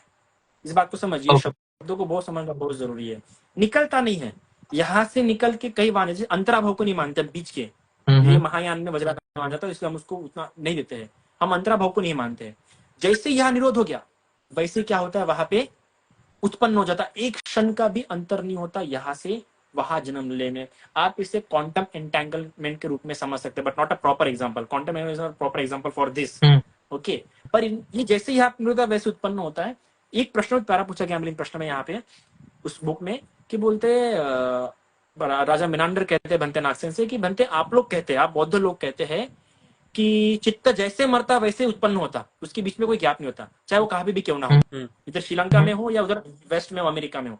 जैसे यहाँ पे कोई इंसान चित्त मरा वैसे ही वहां पे जहाँ पे रिबर्थ होना है वहां पे वैसे उत्पन्न होगा. एक क्षण का भी गैप नहीं होगा. आप लोग ऐसा कहते हैं. ठीक है, ये एक मेंढक प्रश्न पूछता है. अब आपको पता होगा मेंढक प्रश्न मतलब क्या होता है ना. मेंढक प्रश्न मतलब होता है जिसका सवाल आप ना हाँ दे सकते ना में दे सकते. दोनों तरफ से दो अपोजिट सवाल पूछ के फंसाते हैं. तो ये सवाल पूछ लिया. दो सवाल पूछता है कि आप लोग ये भी कहते हैं कि ब्रह्मलोक यहाँ से बहुत दूर है ना. तो कितना दूर है, तो कहते हैं कि अगर वहां से शिलालेख फेंकोगे तो यहाँ पे पहुंचते पहुंचते हजारों करोड़ों साल लग जाएंगे, इतना दूर है ब्रह्मलोक यहाँ से. तो समझ आइए, बोले कि यहाँ पे कोई इंसान मरता है तो यहाँ से मरने के बाद अगर ब्रह्मलोक में उत्पन्न होता है तो कितना समय लगेगा. तो कहते हैं महाराज एक भी क्षण नहीं लगेगा. तो ऐसे कैसे हो सकता है कि यहाँ पे कोई मर रहा है और वहां पे उत्पन्न हो रहा, तो समझ नहीं लग रहा. तो वो कहते हैं बनते महाराज ऐसा एक काम कीजिए, आपने हिमालय पर्वत देखा है, हिमालय पर्वत की ये नदी देखी है. तो कहते हैं हाँ बनते मैंने हिमालय पर्वत की ये नदी देखी है. तो कहते हैं महाराज आप जाके भी आ गए. सो माइंड ऐसा काम नहीं करता है. Mind is like thought. जैसे थॉट आ गया वैसे अगर आप देखो, अगर ये जो रिद्धि सिद्धि भी है, रिद्धि सिद्धि में क्या होता है, जो इंसान जो गायब हो रहा है यहाँ से गायब होकर और प्रकट हो रहा है तो बस सोचता है. और वहां पे जैसे अगर उसको दीवार के आर पार जाना है तो पता है क्या सोचता है.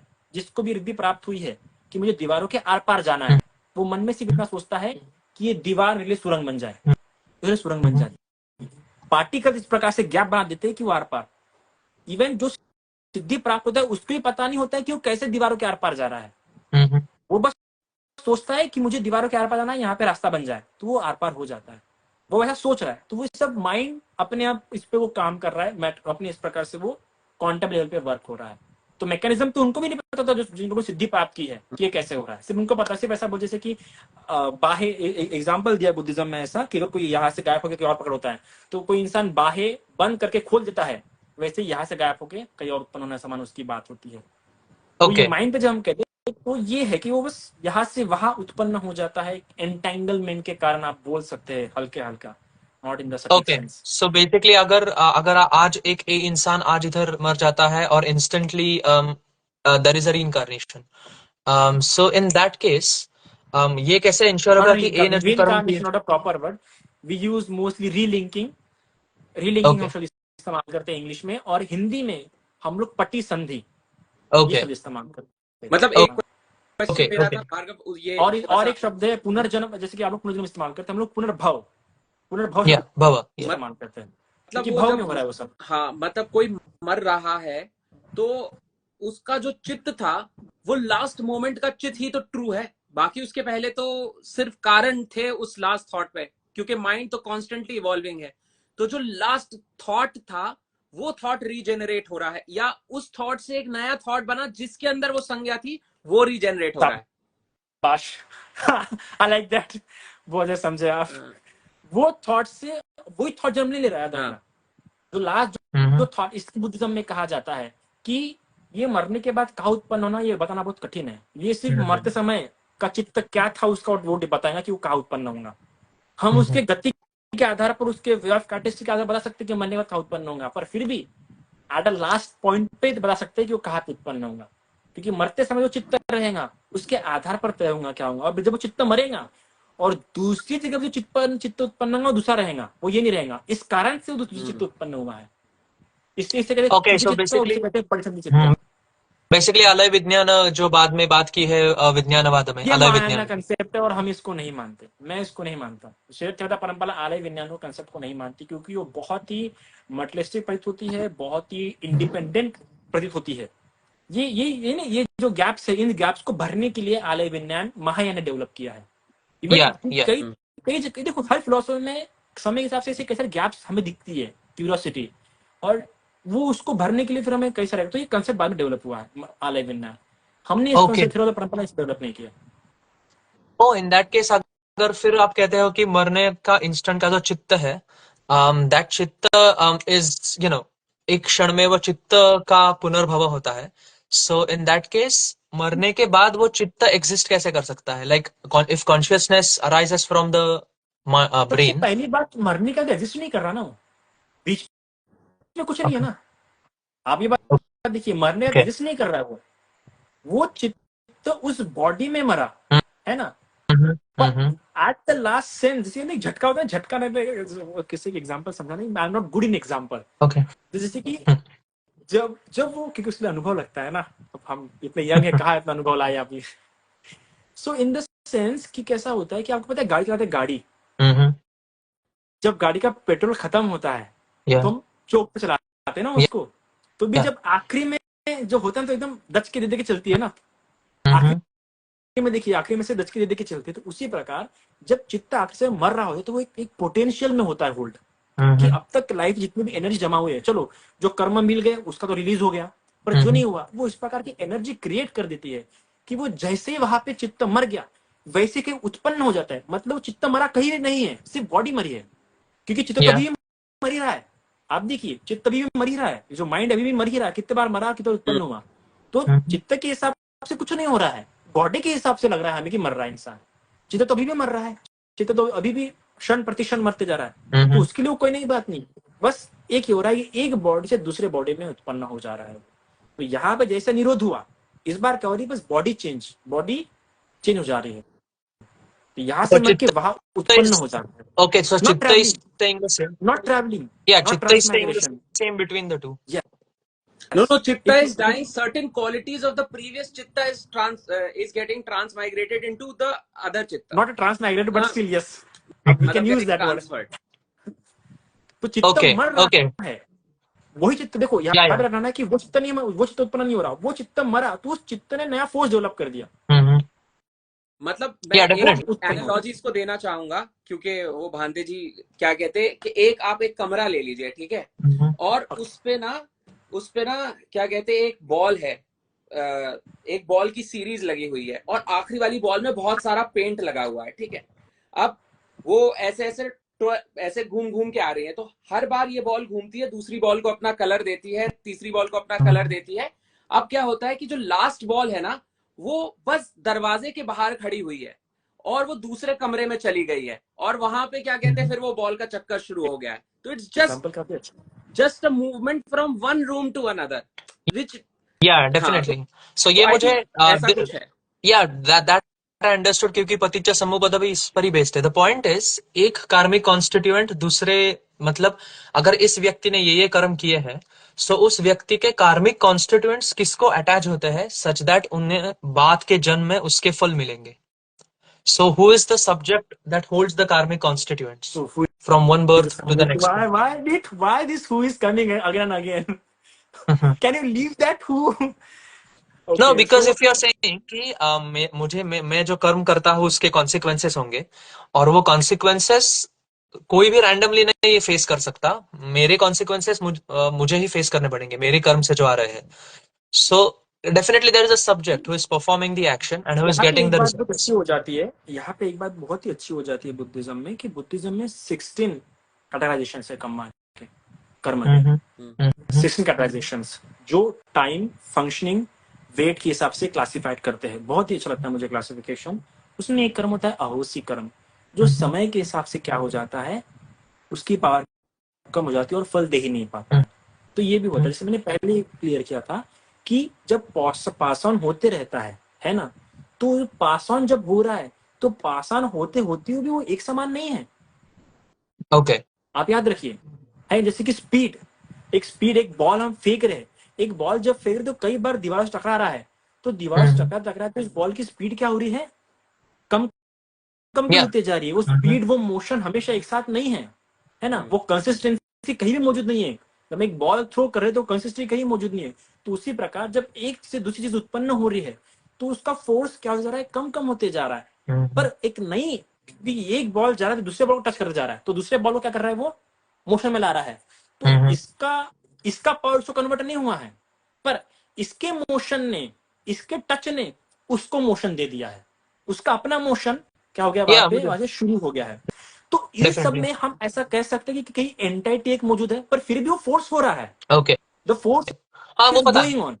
आई अंडरस्टूड डिपेंडेंट ओरिजिनेशन। मेरा in the same problem sense, now when we are saying कि फल कहाँ स्टोर हो रहा है, आप ये कहना चाह रहे हैं ना कि या अटैच कहाँ पे हो रहा है। तो ये अटैच के नहीं हो रहे, बल्कि ये जो है ना टेंडेंसी, उसकी थिंकिंग जैसे कि हो जाती है, latent tendencies, the way of consciousness functioning, ये सारे को इम्पैक्ट होते जा रहा है। आप देखिए, अगर कोई इंसान, कभी कभार देखिए कुछ बच्चे बहुत अच्छे होते हैं बचपन में, बहुत ही इंटेलिजेंट होते हैं, पर बड़े बड़े होते वो लोग क्या, उनके इंटेलिजेंट नहीं रह पाते हैं। तो ये स्टोर नहीं हुआ, ये अटैच नहीं हुआ है, बल्कि चेंज हुआ है, कन्वर्ट हो रहा है। उसी प्रकार वो कन्वर्जन के रूप में उसे क्या हो रहा है, प्राप्त हो रहा है। तो अटैच नहीं हो रहा है, बल्कि वो कन्वर्ट होते जा रहा है, वो उसे बड़ा करते जा रहा है।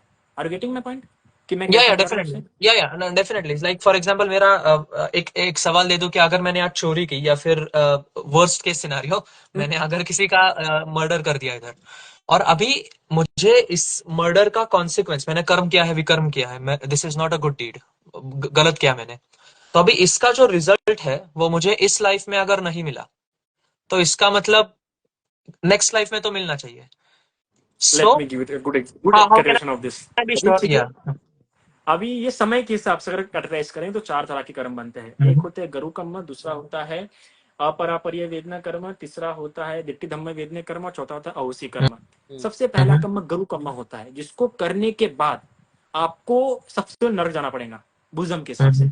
सबसे पहले नरक, एक तो माता की हत्या, पिता की हत्या, है ना, सन्यासी का खून, सन्यासी की हत्या वगैरह जो होते हैं गुरु कर्म।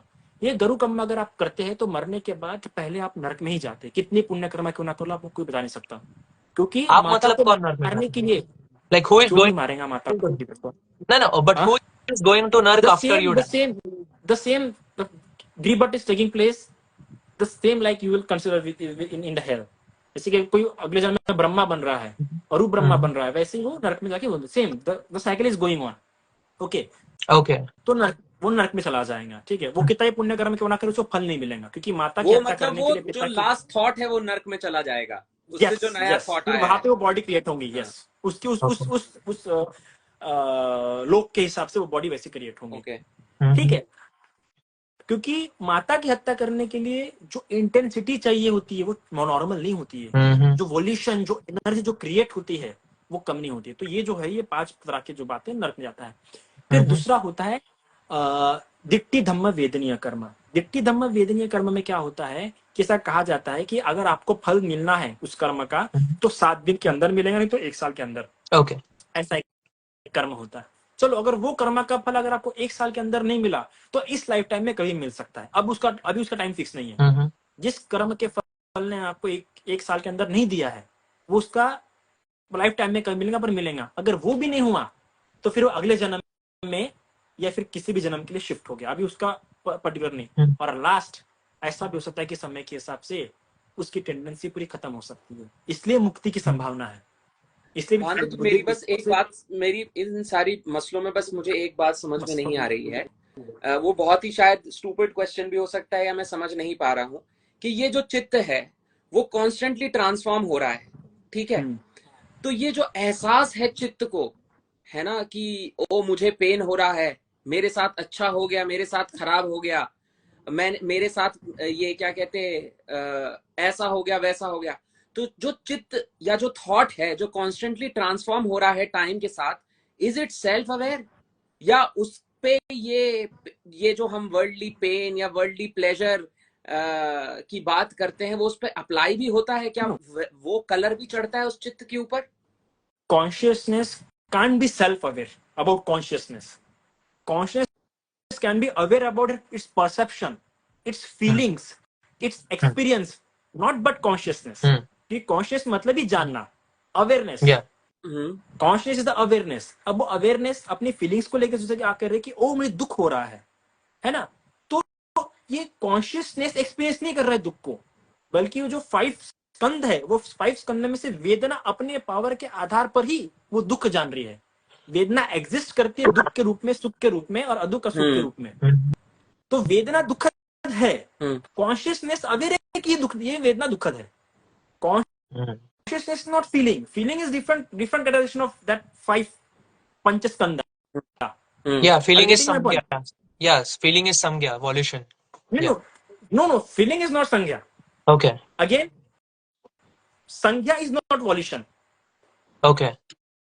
Volition is different. Sangya is different. Vedana is different. And attention is different.